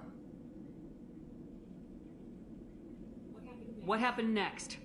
The monsters took the people onto the ship, and then they left. The ship flew away. But they'll be back for me. No one escapes. I think that's probably all we're getting out of him, Commander. We appreciate what you told us. You were very helpful. I studied them. The monsters. So many of the Renegade dialogue options are just so brutally insensitive. I just can't bring myself to do it. Like, I only really use the Renegade options that aggressively tell off people who are being assholes. I can't just be mean for no reason. I don't have it in me. Even when it's fiction, I can't do it. I can't do it. Not an interrogation. We won't hurt him. We just need to see if he knows anything else. He'll be returned unharmed. Your people tried to betray us once already. If we give him to you, we'll never get the intel we need. Praza was an idiot, and he and his men paid for it. You're welcome to take Vitor's Omnitool data, but please, just let me take him. You don't have to take Vitor and go. We could work together, just like old times. I'm still trying to accept that you're even alive, and you're with Cerberus. I've got responsibilities now. I've got a mission of my own. I can't walk away from that. Not even for you. Genuine character growth, because she was so loyal to Shepard in the first game. And so I have to choose to be loyal to her. He's traumatized and he needs medical care. Tali will give us the Omnitool data and take him to the flotilla. Understood, Commander. Thank you, Shepard. I'm glad you're still the one giving the orders. Good luck out there. If I find anything that can help you, I'll let you know. We're ready for pickup.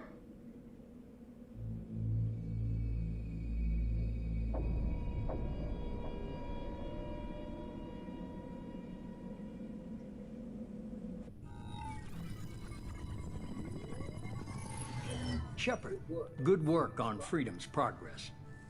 The Quarians forwarded their findings from Vitor's debriefing. No new data, but it's a surprising olive branch given our history.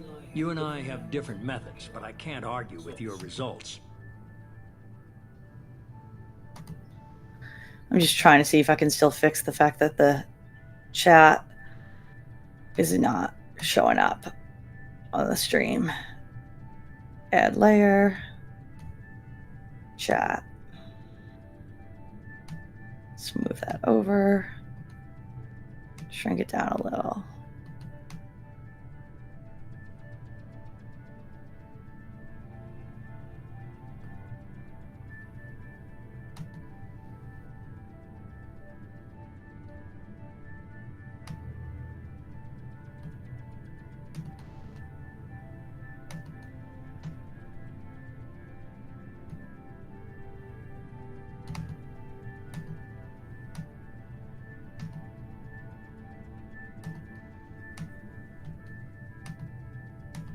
Give me a second here.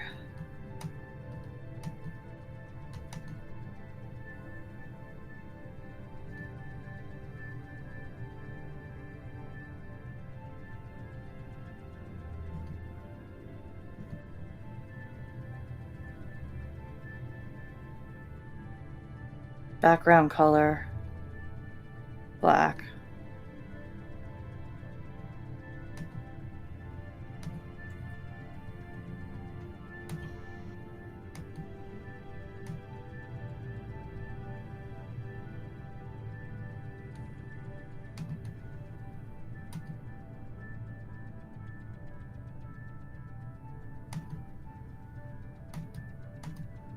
Alright, we'll see if that works for chat popping up over the stream now. If it starts popping up, let me know, y'all, because I'm trying.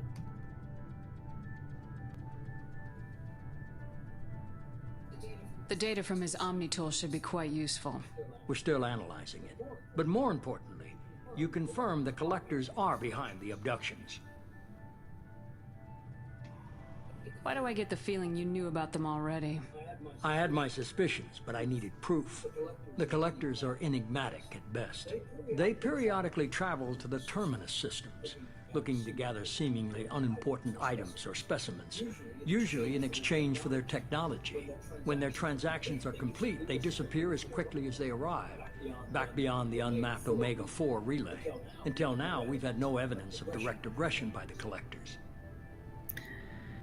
I don't want to go through all this dialogue right now. It's interesting, like, backstory, but I want to get to more gameplay. You're holding something back. How do you know the Reapers are involved? The patterns are there, buried in the data. The Council and the Alliance want to believe the Reaper threat died with Sovereign. You and I know better. I won't wait until the Reapers are on the march. We need to take the fight to them. If this is a war, I'll need an army, or a really good team. I've already compiled a list of soldiers, scientists, and mercenaries. You'll get dossiers on the best of them. Finding them and convincing them to work with you could be challenging, but you're a natural leader. I'll continue to track the collectors. When they make their next appearance, I'll notify you and your team. Be ready. Keep your list. I want people I trust. The ones who helped me stop Saren and the Geth. That was 2 years ago, Commander. Most of them have moved on, or their allegiances have changed. Where's Ashley Williams? She's still with the Alliance. Promoted, I believe. Her file is surprisingly well classified. Where's Erdnot Rex? He returned to Chichanka, and he hasn't gone off-world in over a year. He's trying to unite the Crow... Hello, wives, with the chef emojis. What about Tally? She already helped us on Freedom's Progress. That was unexpected. I need more intel before I'll commit to that. Where's Garrus Vicarian? The Turian disappeared a few months after you were declared dead. Even we haven't been able to locate him. Where's Liara Tisoni? She's on Ilium. My sources say that she's working for the Shadow Broker. If so, she can't be trusted. Okay, I get it. They're not available. You're a leader, Shepard. You'll get who you need. I'm still a Spectre. Maybe I can get the Council to help us out. If you think you could convince them, by all means. Just remember, you've been gone a long time. Things have changed. You worry about the Collectors. I'll make sure my team's ready. Good. 2 things before you go. First, head to Omega and find Morden Sol. Morden! Oh, I can't even look at him without crying because of how his story usually ends. Seeker swarms.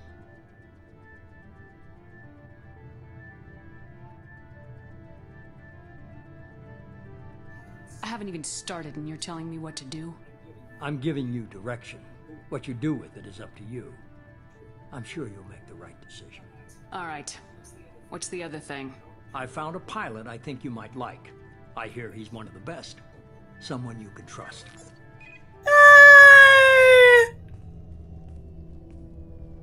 Hey, Commander. Just like old times, huh? I can't believe it's you, Joker. Look who's talking. I saw you get spaced. Got lucky. With a lot of strings attached. How'd you get here? It all fell apart without you, Commander.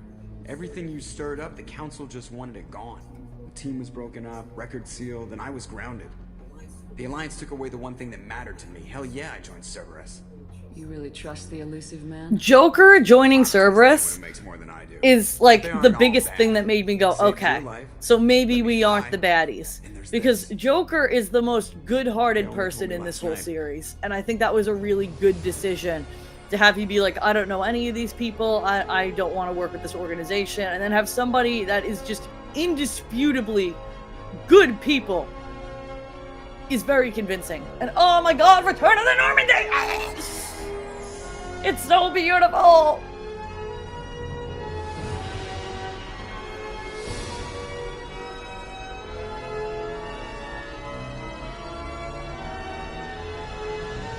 It's good to be home, huh, Commander? I guess we'll have to give her a name.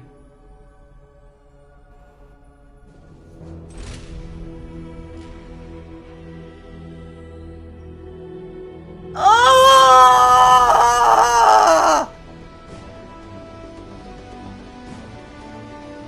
I've never been attached to an inanimate object like I'm attached to that ship. I wish they made Lego Mass Effect. Can you imagine a Lego Normandy and how fun that would be to build? That might be the most autistic thing I've ever said.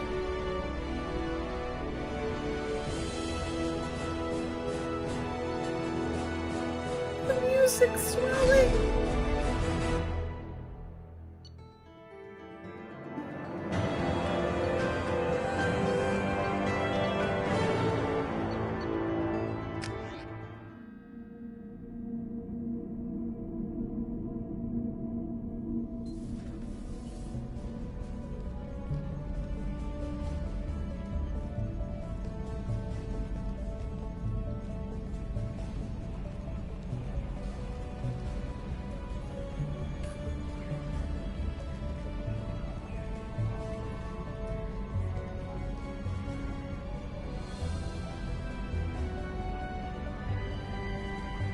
Especially after this was home base for the entire first game, seeing it get blown up was so upsetting, and having it come back around is really, really nice.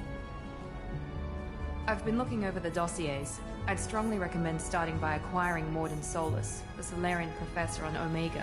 We know the Collectors use some type of advanced technology to immobilize their victims.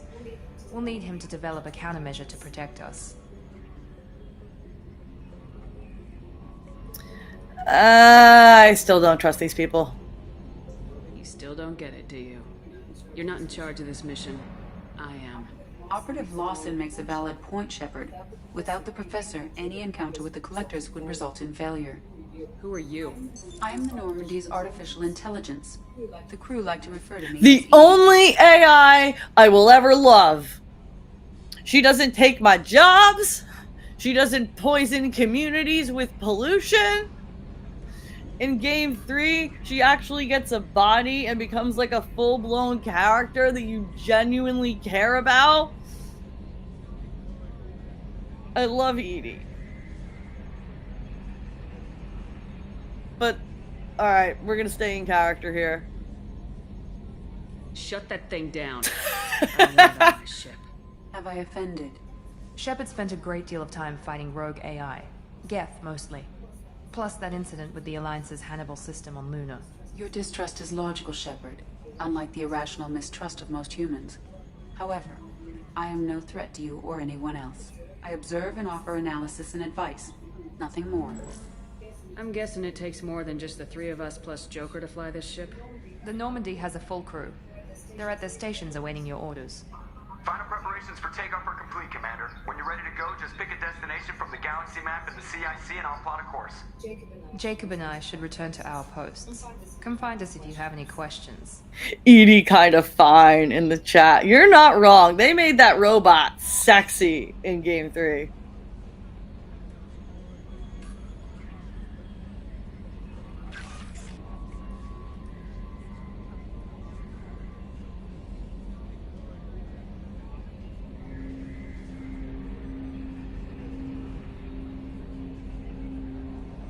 It's very old game UI to have this much guidance instead of just letting you figure stuff out, but I feel like it's generally good at not overloading you with too much information at once.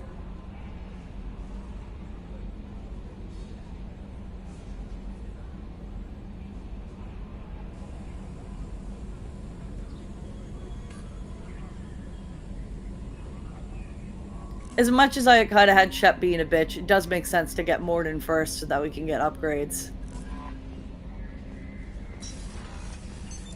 What's this area of the ship? This is the Combat Information Center. Here, the crew receives sensor data and coordinates gunnery and damage control efforts. While Normandy is flown from the bridge, during combat, the commanding officer issues orders from the CIC. Welcome aboard, Commander.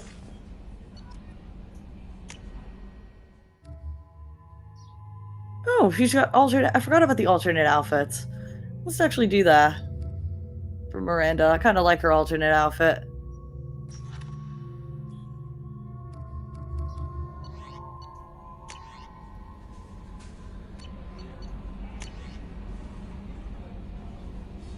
Anderson wants me to come talk to him. This is about one of the DLC characters, a mercenary named Zaid, who is actually pretty good as far as side characters go. Missing survey ship. We located the wreckage of your last ship.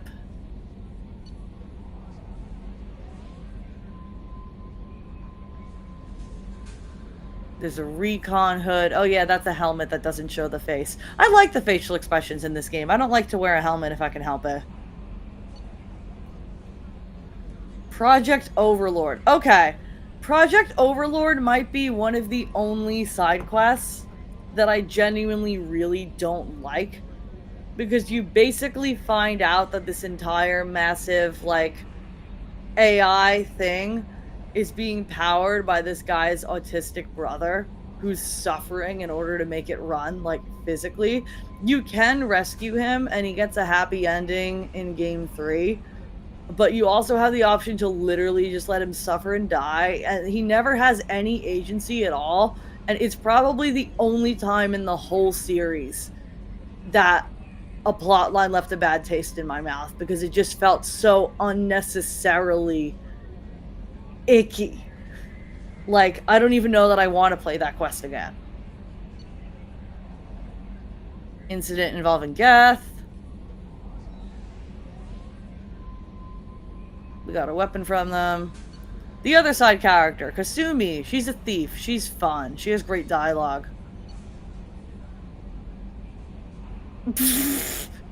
Hello, Commander Shepard.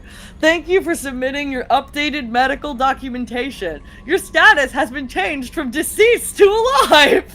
After deducting modest administration fees for closing the file, the subsequent change in status, and the reactivation of your account, you have a balance of nothing.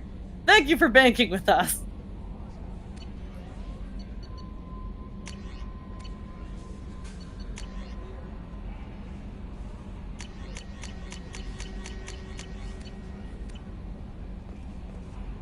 Alright, so Kelly is one of the only romanceable characters in the game that does not have a full romance arc. You literally just have shower sex in your quarters partway through this game. And for whatever reason, it is the only romance that does not affect your romances with any of the other characters. Like, if you start romancing Garrus and you were romancing Liara or whatever, they're gonna make you choose. You could have this weird-ass one-night stand with Kelly that just doesn't affect the rest of the game. I'm gonna head out. Hope you have fun with the game. Thanks for hopping in, Mortized.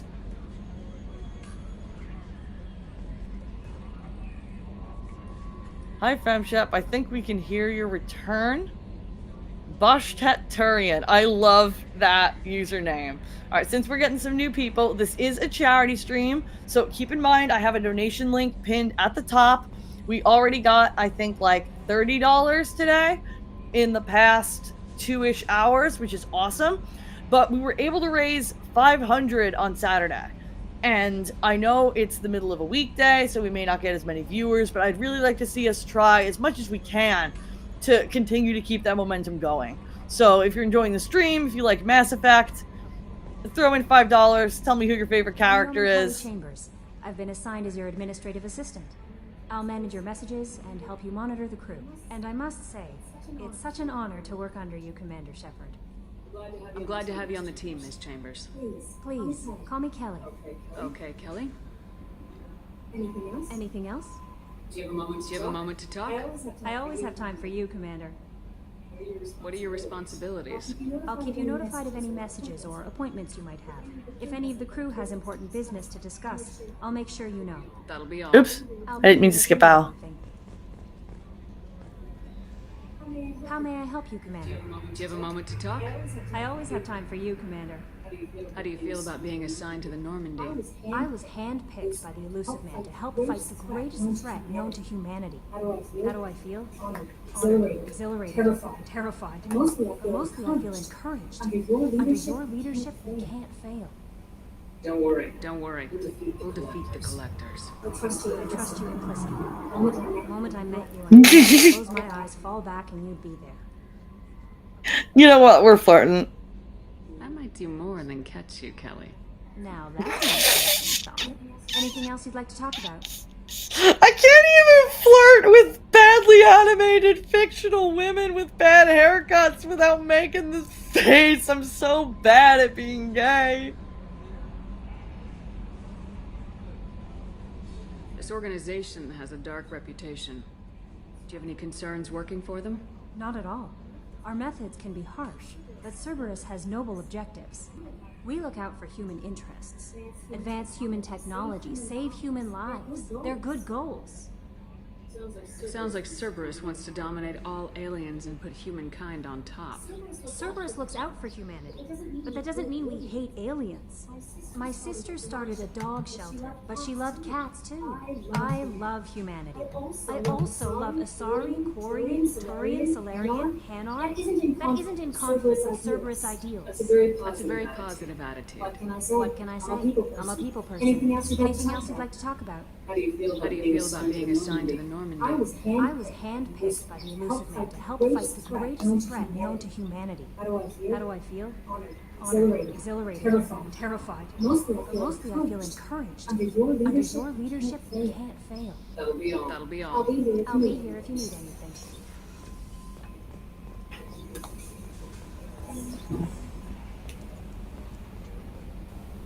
Can we talk to Joker? I think it lets you talk to Joker a little bit.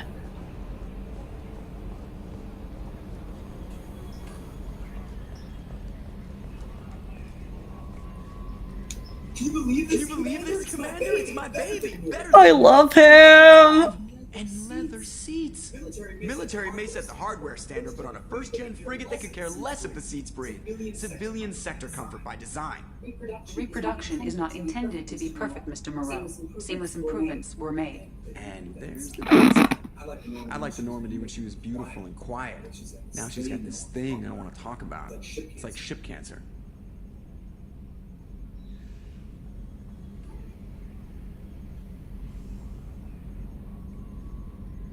I don't trust them. We still need to move ahead, but it's all too convenient. Maybe you're right. I guess it's hard to argue when they install an AI to spy on us. We're staying though, right? I mean, the seat is really Good to see you're keeping it all in perspective, Joker. Leather? Yes, Shepard.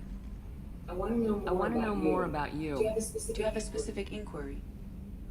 What do you do aboard the ship? I operate the ship's electronic and cyber warfare suites in combat. My reaction time is much faster than any organic. I collate the records of shipboard monitoring devices for the Elusive Man. I serve additional functions which are restricted at this time. Restricted functions? Like what? I do not know. Some of my databases are sealed. Some of my hardware is kept offline. I assume that when certain unknown conditions are met, those functions will be released to me. Cyber warfare means things like viruses, right? In close range ship-to-ship combat, I can sometimes break through the firewalls of an enemy's internal wireless network. Once I seize control of their system, I can turn off gravity or air. I can disable weapons guidance or shields, or I can put their fusion plant in meltdown. On the defense, I manage Normandy's own suite of jammers, decoys, and internal firewalls. Sounds incredibly useful. Why isn't there someone like that on every warship? An organic operator cannot react quickly enough to changing circumstances or perform the necessary multitasking. This is a role that can only be filled by an artificial intelligence. Unfortunately, we are suspect. Might have something to do with how an AI almost destroyed galactic civilizations. It's very weird replaying this in a world where now we have ChatGPT, we have Midjourney, we have all of these cheap plagiarizing shortcuts for real art. But there are so many more interesting questions to be asked about AI in a sci-fi context, because as Edie just said, she's fulfilling a job that a person couldn't do, not replacing a job that a person was doing. And this series continues to ask really meaningful questions about at what point something artificial becomes independent, becomes something with its own thoughts, feelings, conscience, life, value. If you've ever played this series, does this unit have a soul? Will just tear you in half. And I love that about Mass Effect. The Elusive Man has monitoring devices on board? He has invested most of Cerberus's resources into the design and construction of this ship. He has an interest in monitoring our progress. Let's discuss something else. The eyes. Oh my god. I want to know more about the people I'm working with. Much of that data is classified. Do you have a specific inquiry? You know, I don't want to spend too long just talking to Let's Edie, because discuss again, we're something just else. trying to get as far as we can in this game today. That's all So for I always, when I play this, like, just for the heck of it, I always do, like, every freaking dialogue option, every irrelevant side quest, even the annoying ones. I'm very completionist about it. But we do want to kind of keep moving on this particular day.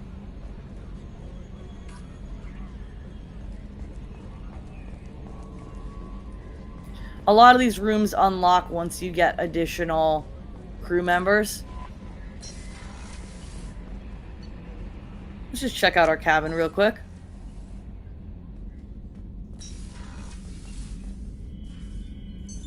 What's this area of the ship? This is the commanding officer's quarters. And she's still got a picture of Liara because we had her as a romance for the first game. Not an Alliance warship. Accommodations have been made for personal taste. That said, this space is directly under the exterior pressure hull. The fitting yard workers called it the loft.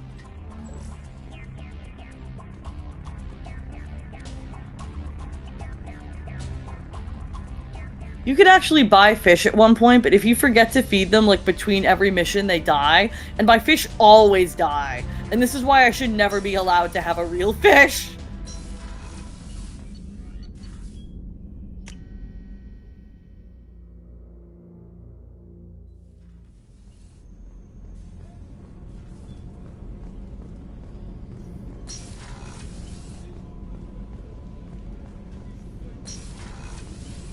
Oh, she's a cutie. How old? She'll be a year old next month. Oh, you'll miss her first birthday. Well, my family lives in New Canton. Oh, that colony's on the edge of the frontier. Could be vulnerable to collector attack, couldn't it? Exactly. It's most important that she have a first birthday. That's why I'm here. Stuff like that. Neither of these characters are where you're going to remember their faces or their names. You never interact with them. But you get this flavored dialogue that makes you feel the weight and the personal aspect of everything happening in this universe. That serves no gameplay purpose. It doesn't lead to a mission, nothing. But it makes you care.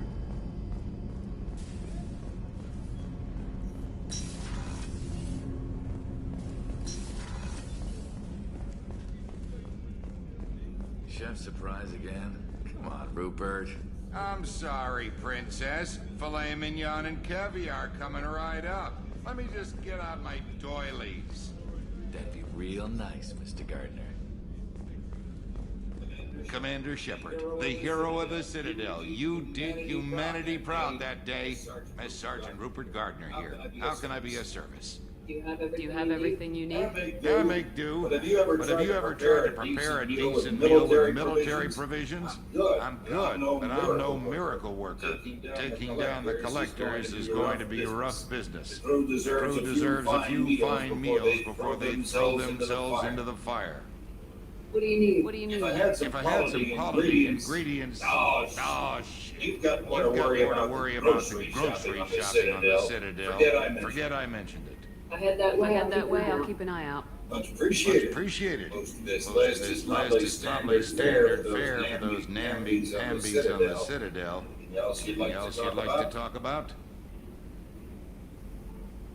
How do you feel about working for Cerberus? Damn proud. Cerberus gets the job done. The Alliance and Council have got their heads buried so deep up their butt puckers they can't see squat. It'll take good old human ingenuity to crush these collector vermin. Only Cerberus knows that. How did you find your way to Cerberus? Can you believe I was once a family man? Working the diesel rigs along the frontier? I was happy enough, but losing everything to Batarian raiders can change your outlook. Even the chef has, like, backstory and layers and a memorable personality. And this is like the most irrelevant character for the most irrelevant side quest. Plumbing a sewer, Routing an air duct or keeping everyone's bellies full? I won't take any more of your time. Back to work.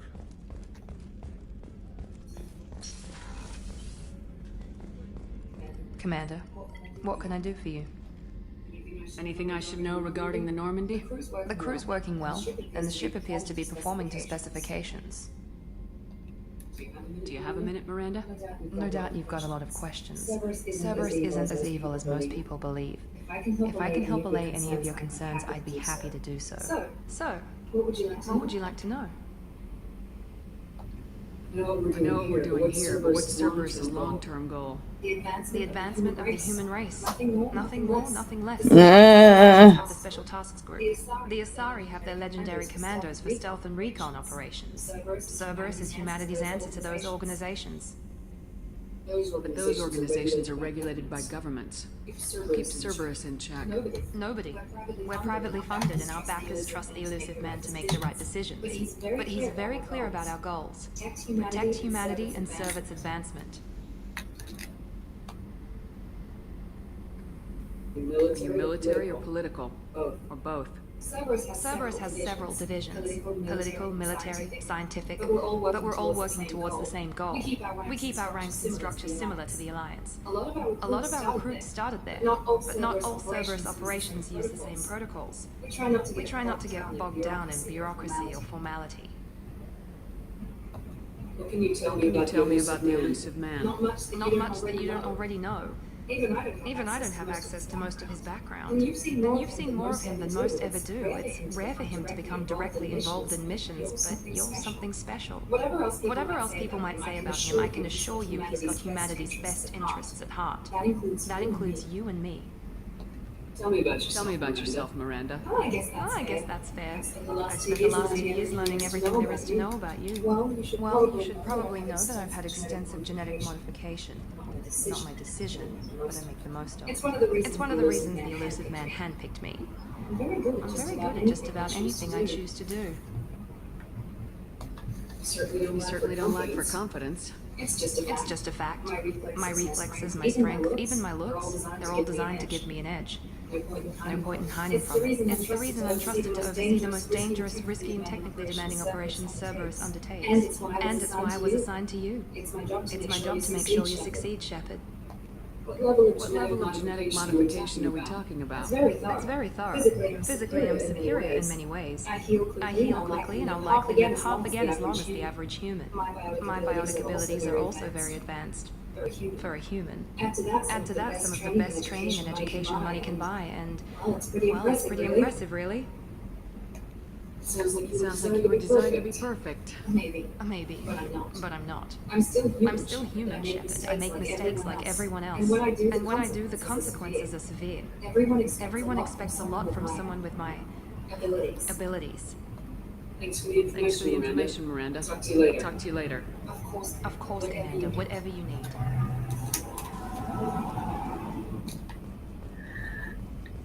Is Dr. Chakwas here yet? Yes! I love this woman! Some of my favorite interactions in Mass Effect 3 are with this woman. She just feels like such a mother figure to Shepard. Commander Shepard, I watched the Normandy crumble with you on board. It's good to see you alive. Nice to see a familiar face, Doctor. I feel the same. I wish more of the original crew could be here. The kind of trauma you endured would have changed most people. But not you, I see. Welcome back, Shepard. You're not the Cerberus type, Doctor. I don't work for Cerberus. I work for you. On a mission that may be crucial to the survival of the human race. I have faith that your dealings with Cerberus will be ethical. I trust you, Commander. Do you have everything you need? I believe so. This medical bay seems very much like the sick bay on the original Normandy. Only thing missing are my private reserves. I even have a bottle of Ceres Ice brandy that I was saving for a special occasion. I'll keep an eye out for a replacement bottle. Oh, you needn't. It's expensive. And we have much larger concerns ahead. I'll see you later, Doctor. Commander.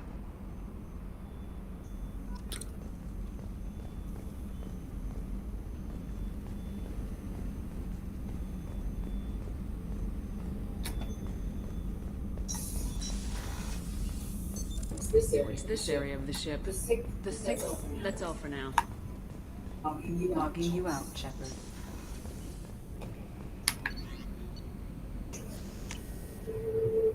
There are just a couple little side characters down here that I want to say hi to, even though there's nobody major here yet.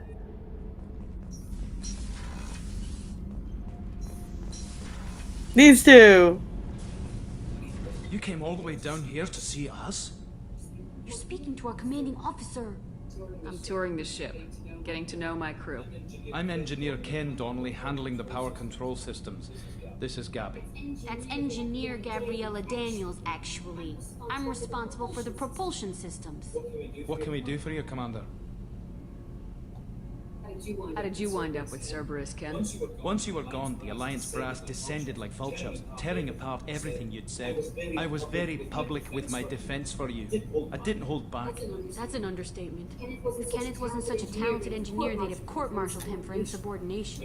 But it got me noticed by the elusive man. He made an offer, and here I am. So why did you join, Gabby? Kenneth and I have been partners in crime since we graduated from Tech Academy. When he got the Cerberus offer, I insisted that it include me. He'd fall apart without me. Thanks, Mom. Also, I love engines, and the Normandy is state-of-the-art. When I got the opportunity to work on her, I had to jump. What do you think about Cerberus? Actually, we don't know much about the organization other than the Normandy team. We know our mission and who's in charge. We're off to kick the collectors right in their daddy bags. That's enough for me. Are you set up okay down here? We can't complain. I just wish it didn't take so long to calibrate the FBA arrays. Kenneth, you're complaining. What kind of problems are you having? When they upgraded the Normandy design, they got a bit sloppy with the FBA couplings. I won't bore you with the tech, but there's an array of attenuators in the primary power transfer system that channels the field beam. Kenneth, you're boring the commander with tech. In short, if we had T6 FBA couplings installed, it'd save us a lot of maintenance time each day. Why isn't something like that already installed? Probably just a design oversight. Efficiency isn't affected. It's a maintenance issue. Also, the T6 model can be hard to find. Nash and Stellar Dynamics discontinued them. We could probably find used ones in the Omega markets, but we have no time for shore leave. Carry on. Will do, Commander. I'm amazed Shepard came down to see us.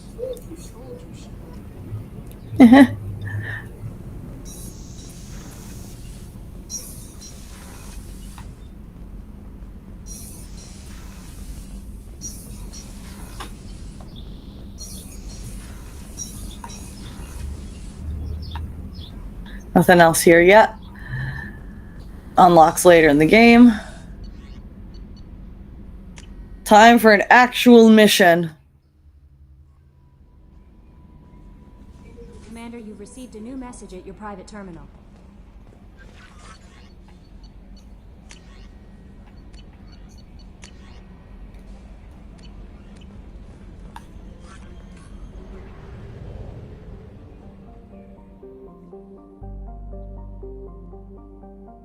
You know it makes sense to rescue Morden first. I do. But, man, I want to get to Archangel. And if you've never played this game, I don't want to spoil it for you, but you'll see why.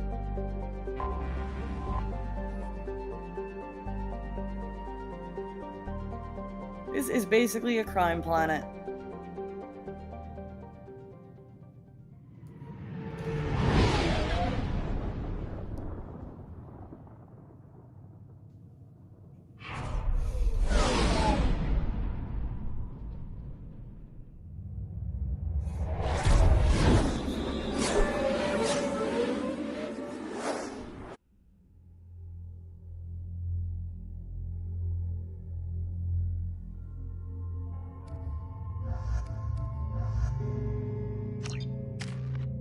Oh, I can finally level up.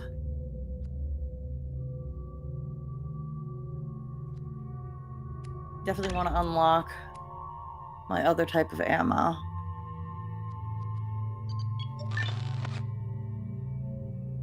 Oh, wait, or I could unlock more biotic abilities.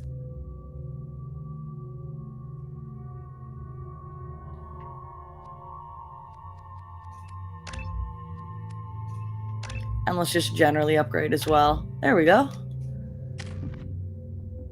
Jacob.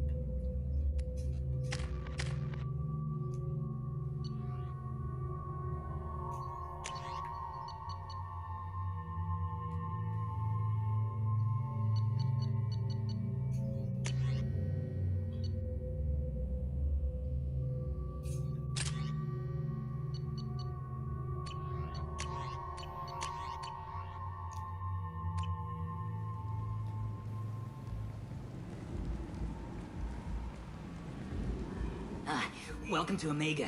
You're new here, aren't you? I can always tell. Allow me to... Oh, hello, Mocklin.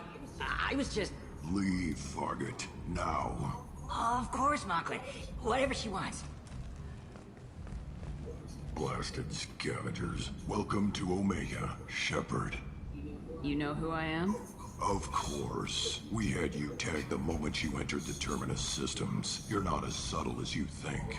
Arya wants to know what brings a dead Spectre to Omega. I suggest you go to Afterlife now and present yourself. Cut the attitude. I'm not here to cause problems for Omega. Things explode around you, Shepard. You can't blame Arya for keeping an eye on you. Afterlife now.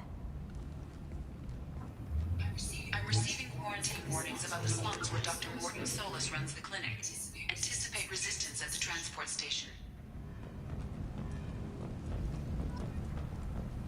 I have also accessed messages between mercenary groups regarding plans to deal with the Archangel.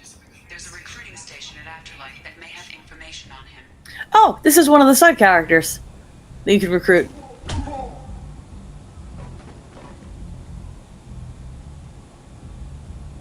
Please.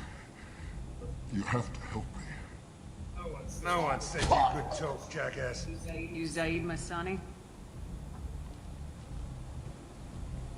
Yeah, that's me. You must be Commander Shepard. We have a galaxy to save. I assume you've been briefed? I've done my homework. Cerberus sent me everything I needed to know. My contacts told me we're picking up one man, not two. Batarian delinquent. Pissed off someone rich enough to hire me to go after him. And for my bring him in alive rates even. Please. I didn't do it. I said shut it. Tried to lead me on a chase all over the systems. You should have known better. These people always run to Omega.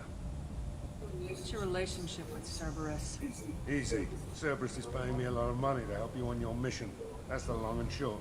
Not many mercs would take a suicide. The DLC squad members don't have as much going for them as the core cast, but they're still really well developed. And anybody is better to have with me than Jacob, let's be real. Good to have you, Zaid. We have a lot to do. That's what they tell me. I assume the elusive man told you about our arrangement. I'm assuming there's some part of your contract that I'm expected to handle. That about right? Yeah. Funny he didn't tell you. Picked up a mission a little while back, just before I signed on with Cerberus. Thought you might be interested. You heard the name Vito Santiago? He's the head of the Blue Suns. Runs the whole organization. Seems he recently captured an Eldfell Ashland refinery on Zoya and is using their workers for slave labor. The company wants it dealt with. I'll make sure we get that done.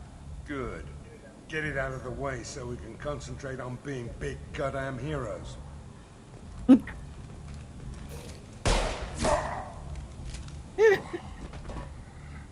I better turn this thing in before it starts to stink. I'll be locked and loaded next time you're ready to get some killing done.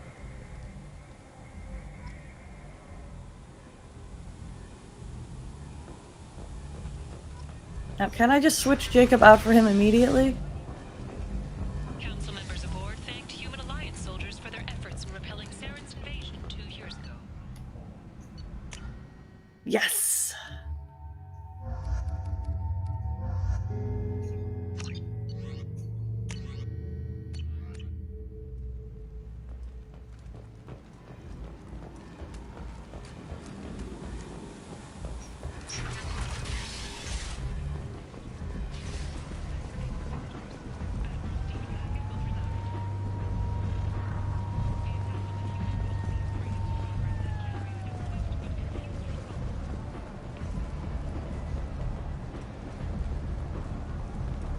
Omega, what a piss hole.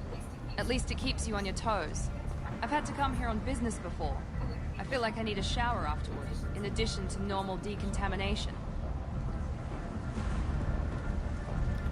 Let's just go to Afterlife first. Let's do as we're told here. Arya's one of my favorite side characters. Expecting me.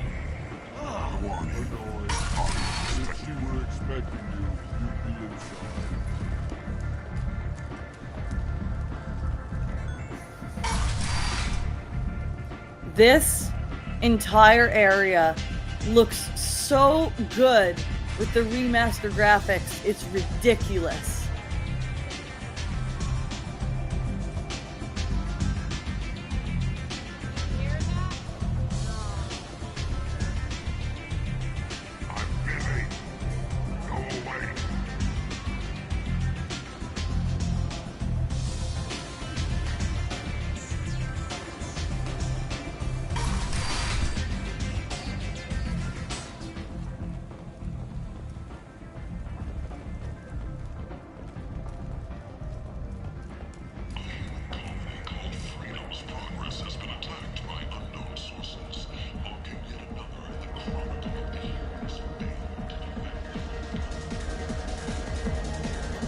Oh, this is funny.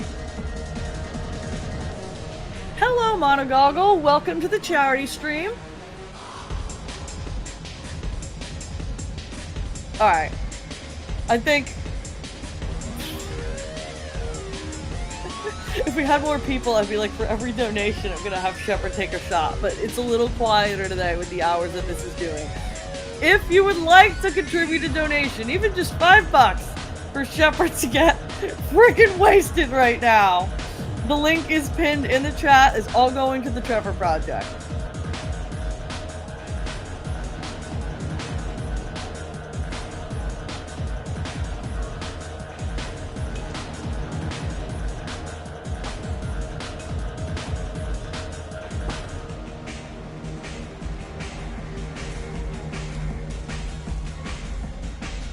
Oh wait, I forgot that that's what happens after the first drink. Explorer ships have reported seeing vessels of an unknown make, but whose silhouette... Shepard, are you alright? How much did I drink? One drink. That's all it takes. Racist Batarian bastard. Looks like you broke the first rule of Omega. Don't order a drink at Afterlife if you're human. Humans aren't welcome at Afterlife? It's just that one Batarian I thought that was going to be the funny bartender bit where who's you got can a just stick drink up his until you ass fall about a bunch over. of Batarians that died a while back. No one does a thing about it, though. Humans ain't exactly held in high regard around here. Tip $10 for stream. Take 2 shots. I'll get back there and I'll get the shots. Thank you. That bartender tried to poison me? Tried is the word. As far as I know, you're the first human to survive it. Me and my friend Jake went there to celebrate our new shipping business. He got real drunk. And an hour later, he was puking blood. Thanks for the follow, Wookrit. Nice to see you. I think I'll go give that bartender a taste of his own medicine.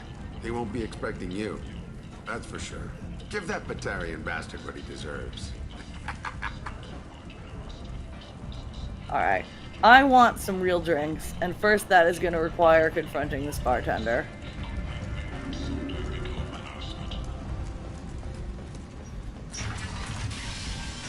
Oop.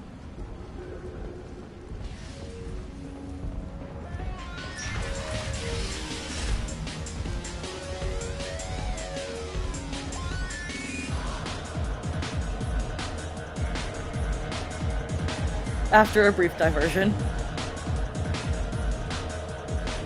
Happy Pride Month.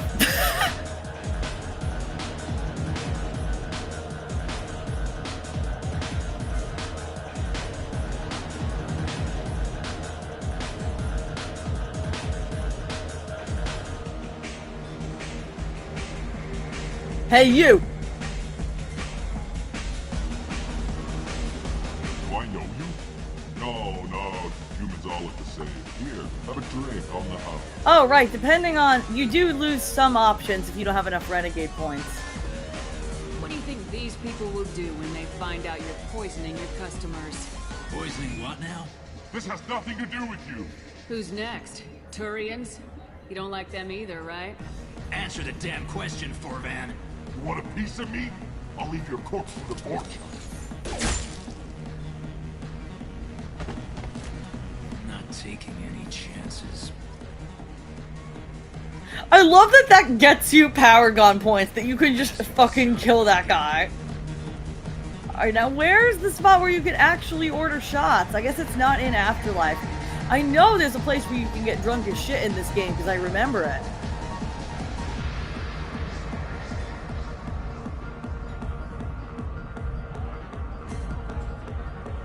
On Goggle, the shots are in-game. I'm not actually drinking. It's not even 12:30 and I haven't eaten the full meal yet. I got a mate and a ship.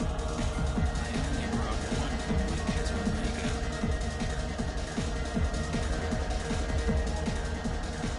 I think it's gotta be a different part of the game that actually lets you get drunk now. I'm bummed. I thought that was the funny bit. Thank you for the donation regardless. May be leaving the Citadel after years of bad press and rumors of intelligence leaks. Maybe it's up here?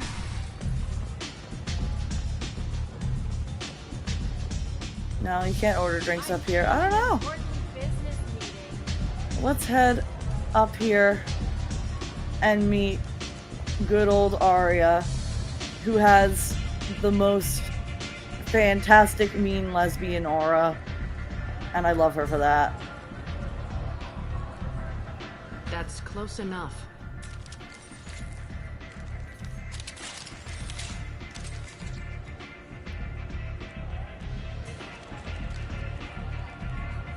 Stand still. If you're looking for weapons, you're not doing a very good job. Can't be too careful with dead specters. That could be anyone wearing your face. I was told you're the person to talk to if I have questions. They're clean. Depends on the questions. You run Omega?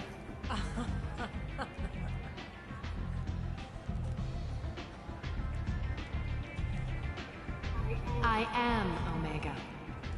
Aura! But you need more. Everyone needs more something, and they all come to me. I'm the boss, CEO, queen, if you're feeling dramatic. It doesn't matter. Omega has no titled ruler and only one rule.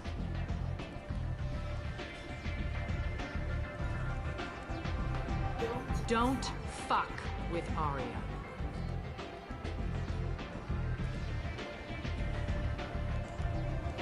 Sounds like neither of us likes being jerked around. And on your ship, that would matter. Here, we entertain my preferences.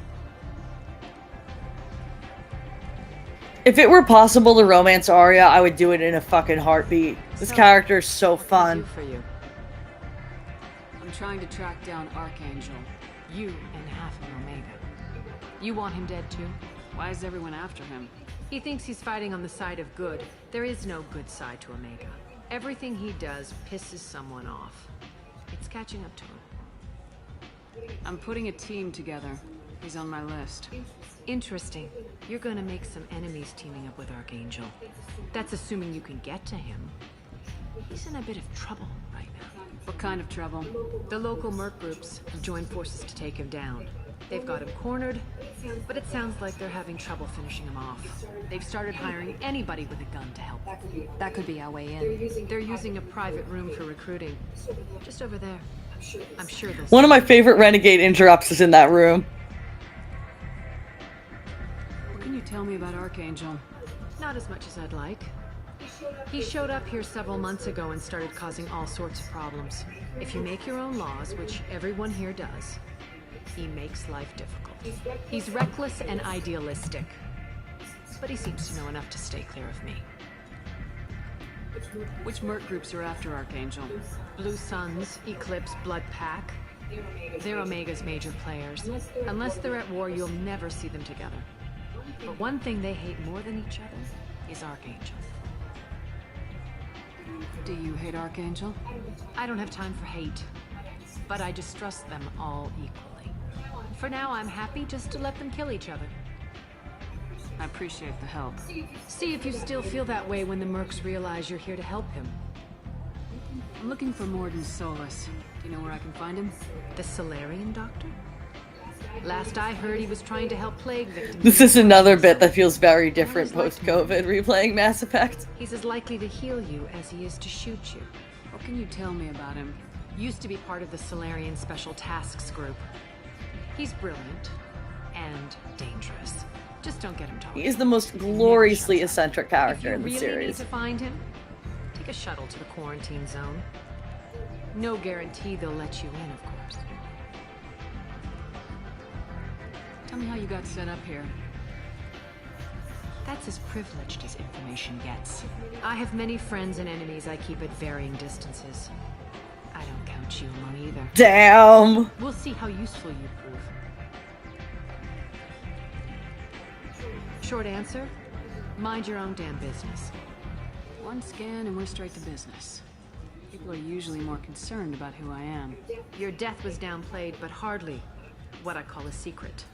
I had to make sure it was really you. You could have been anyone, anything. Whatever you need will come out on its own. I'm curious, but Omega doesn't really care about you. Maybe I'll come back later. Maybe I'll be here. Maybe we'll kiss. I hear you're recruiting. Why don't you step inside? You'll get paid when the job's done, just like everyone else. Who's next? Well, aren't you sweet? You're in the wrong place, honey. Strippers' quarters are that way. Show me yours. I bet mine's big. I love that one. So, you're here to fight then?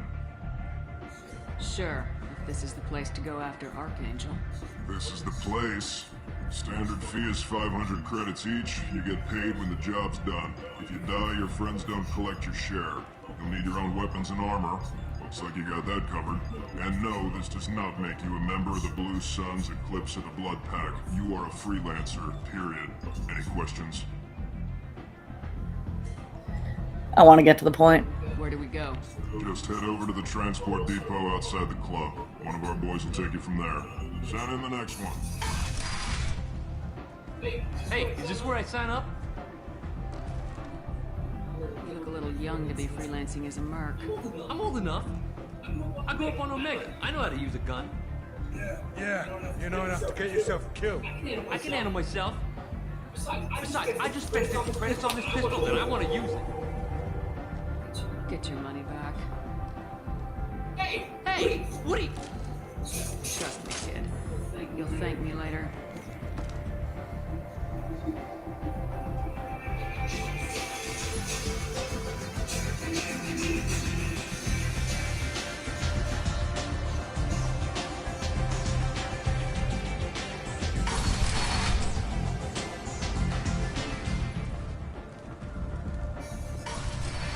How do I get out of here? I always get lost in this area.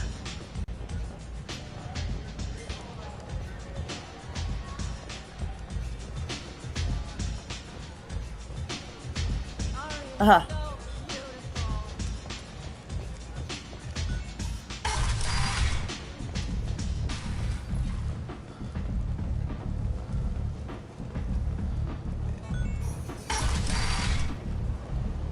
Come on, let me in.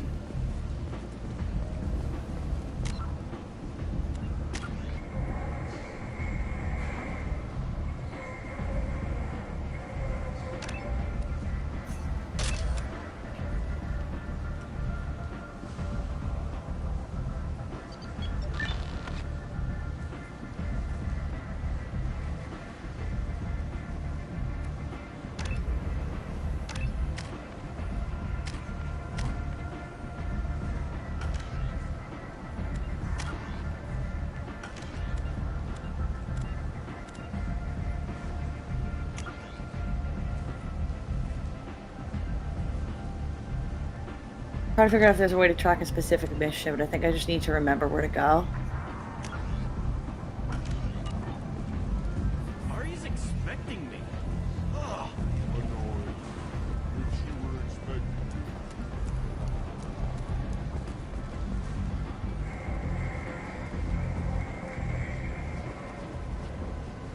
I'm on the mission. I hope you're ready. Archangel's been annihilating you freelancers. Ready when you are. Get in.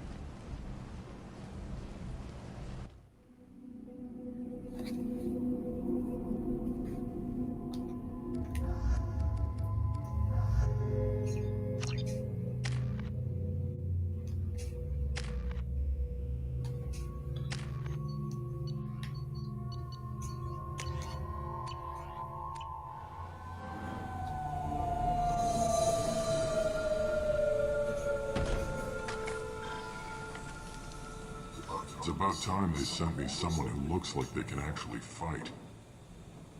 They tell you what we're up against? Just tell us where to go. Archangel's holed up in a building at the end of the boulevard over there. He's got superior position, and the only way in is over a very exposed bridge. It's a killing ground, but he's getting tired, making mistakes. We'll have him soon enough.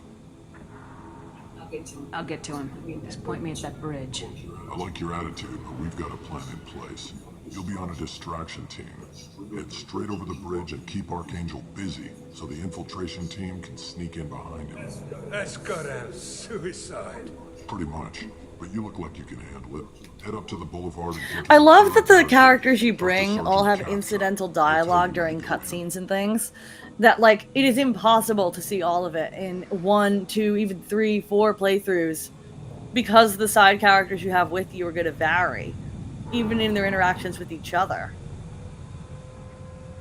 I better go find Sergeant Kafka. Good idea. Watch yourself on the boulevard. Archangel's killed dozens out there already. In's gonna be easy.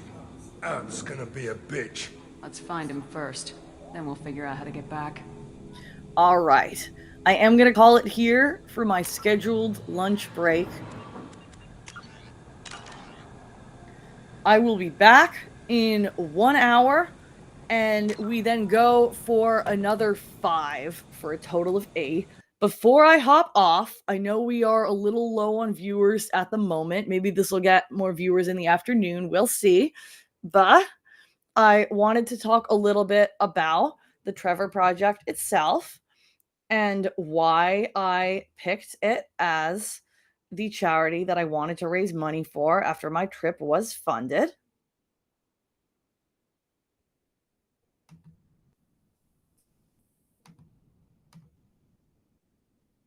So, the Trevor Project. They specifically do support for young people between the ages of 13 and 24. On the one hand, they have support groups and peer-to-peer groups.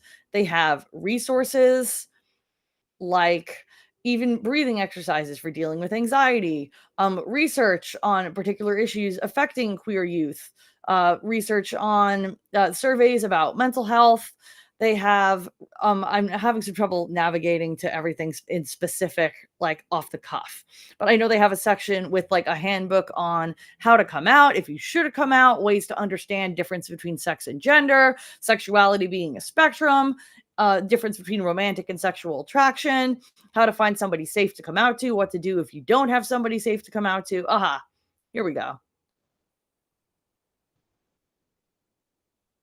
Everything from allyship to the aforementioned coming out handbook, intersectional issues like race. I love that they specifically have support for bisexual and pansexual young people. As a bisexual person myself, who used my attraction to other genders to repress my attraction to the same gender for a long time, it would have been helpful to have access to more information about bisexuality. And the big reason that I picked the Trevor Project is that they have a 24/7, 365 suicide hotline staffed by trained professional counselors. And currently, the Trump administration is defunding the federally funded suicide hotline for queer youth. So it is more important than ever that we support nonprofits like the Trevor Project. If you look at these statistics, suicide is the second leading cause of death among young people ages 10 to 14, third leading cause of death among 15 to 24.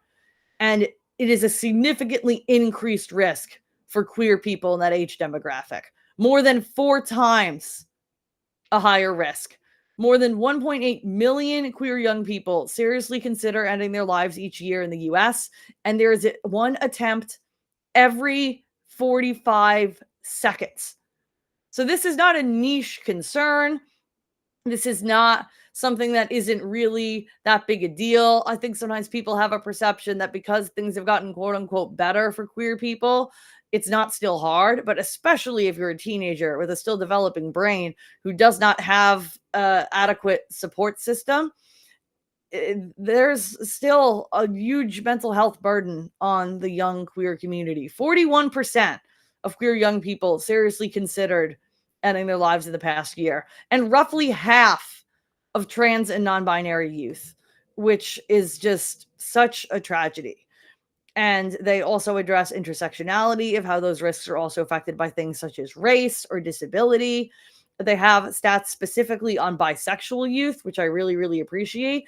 Almost half of bi young people seriously considered attempting suicide in the past year, and 27% attempted.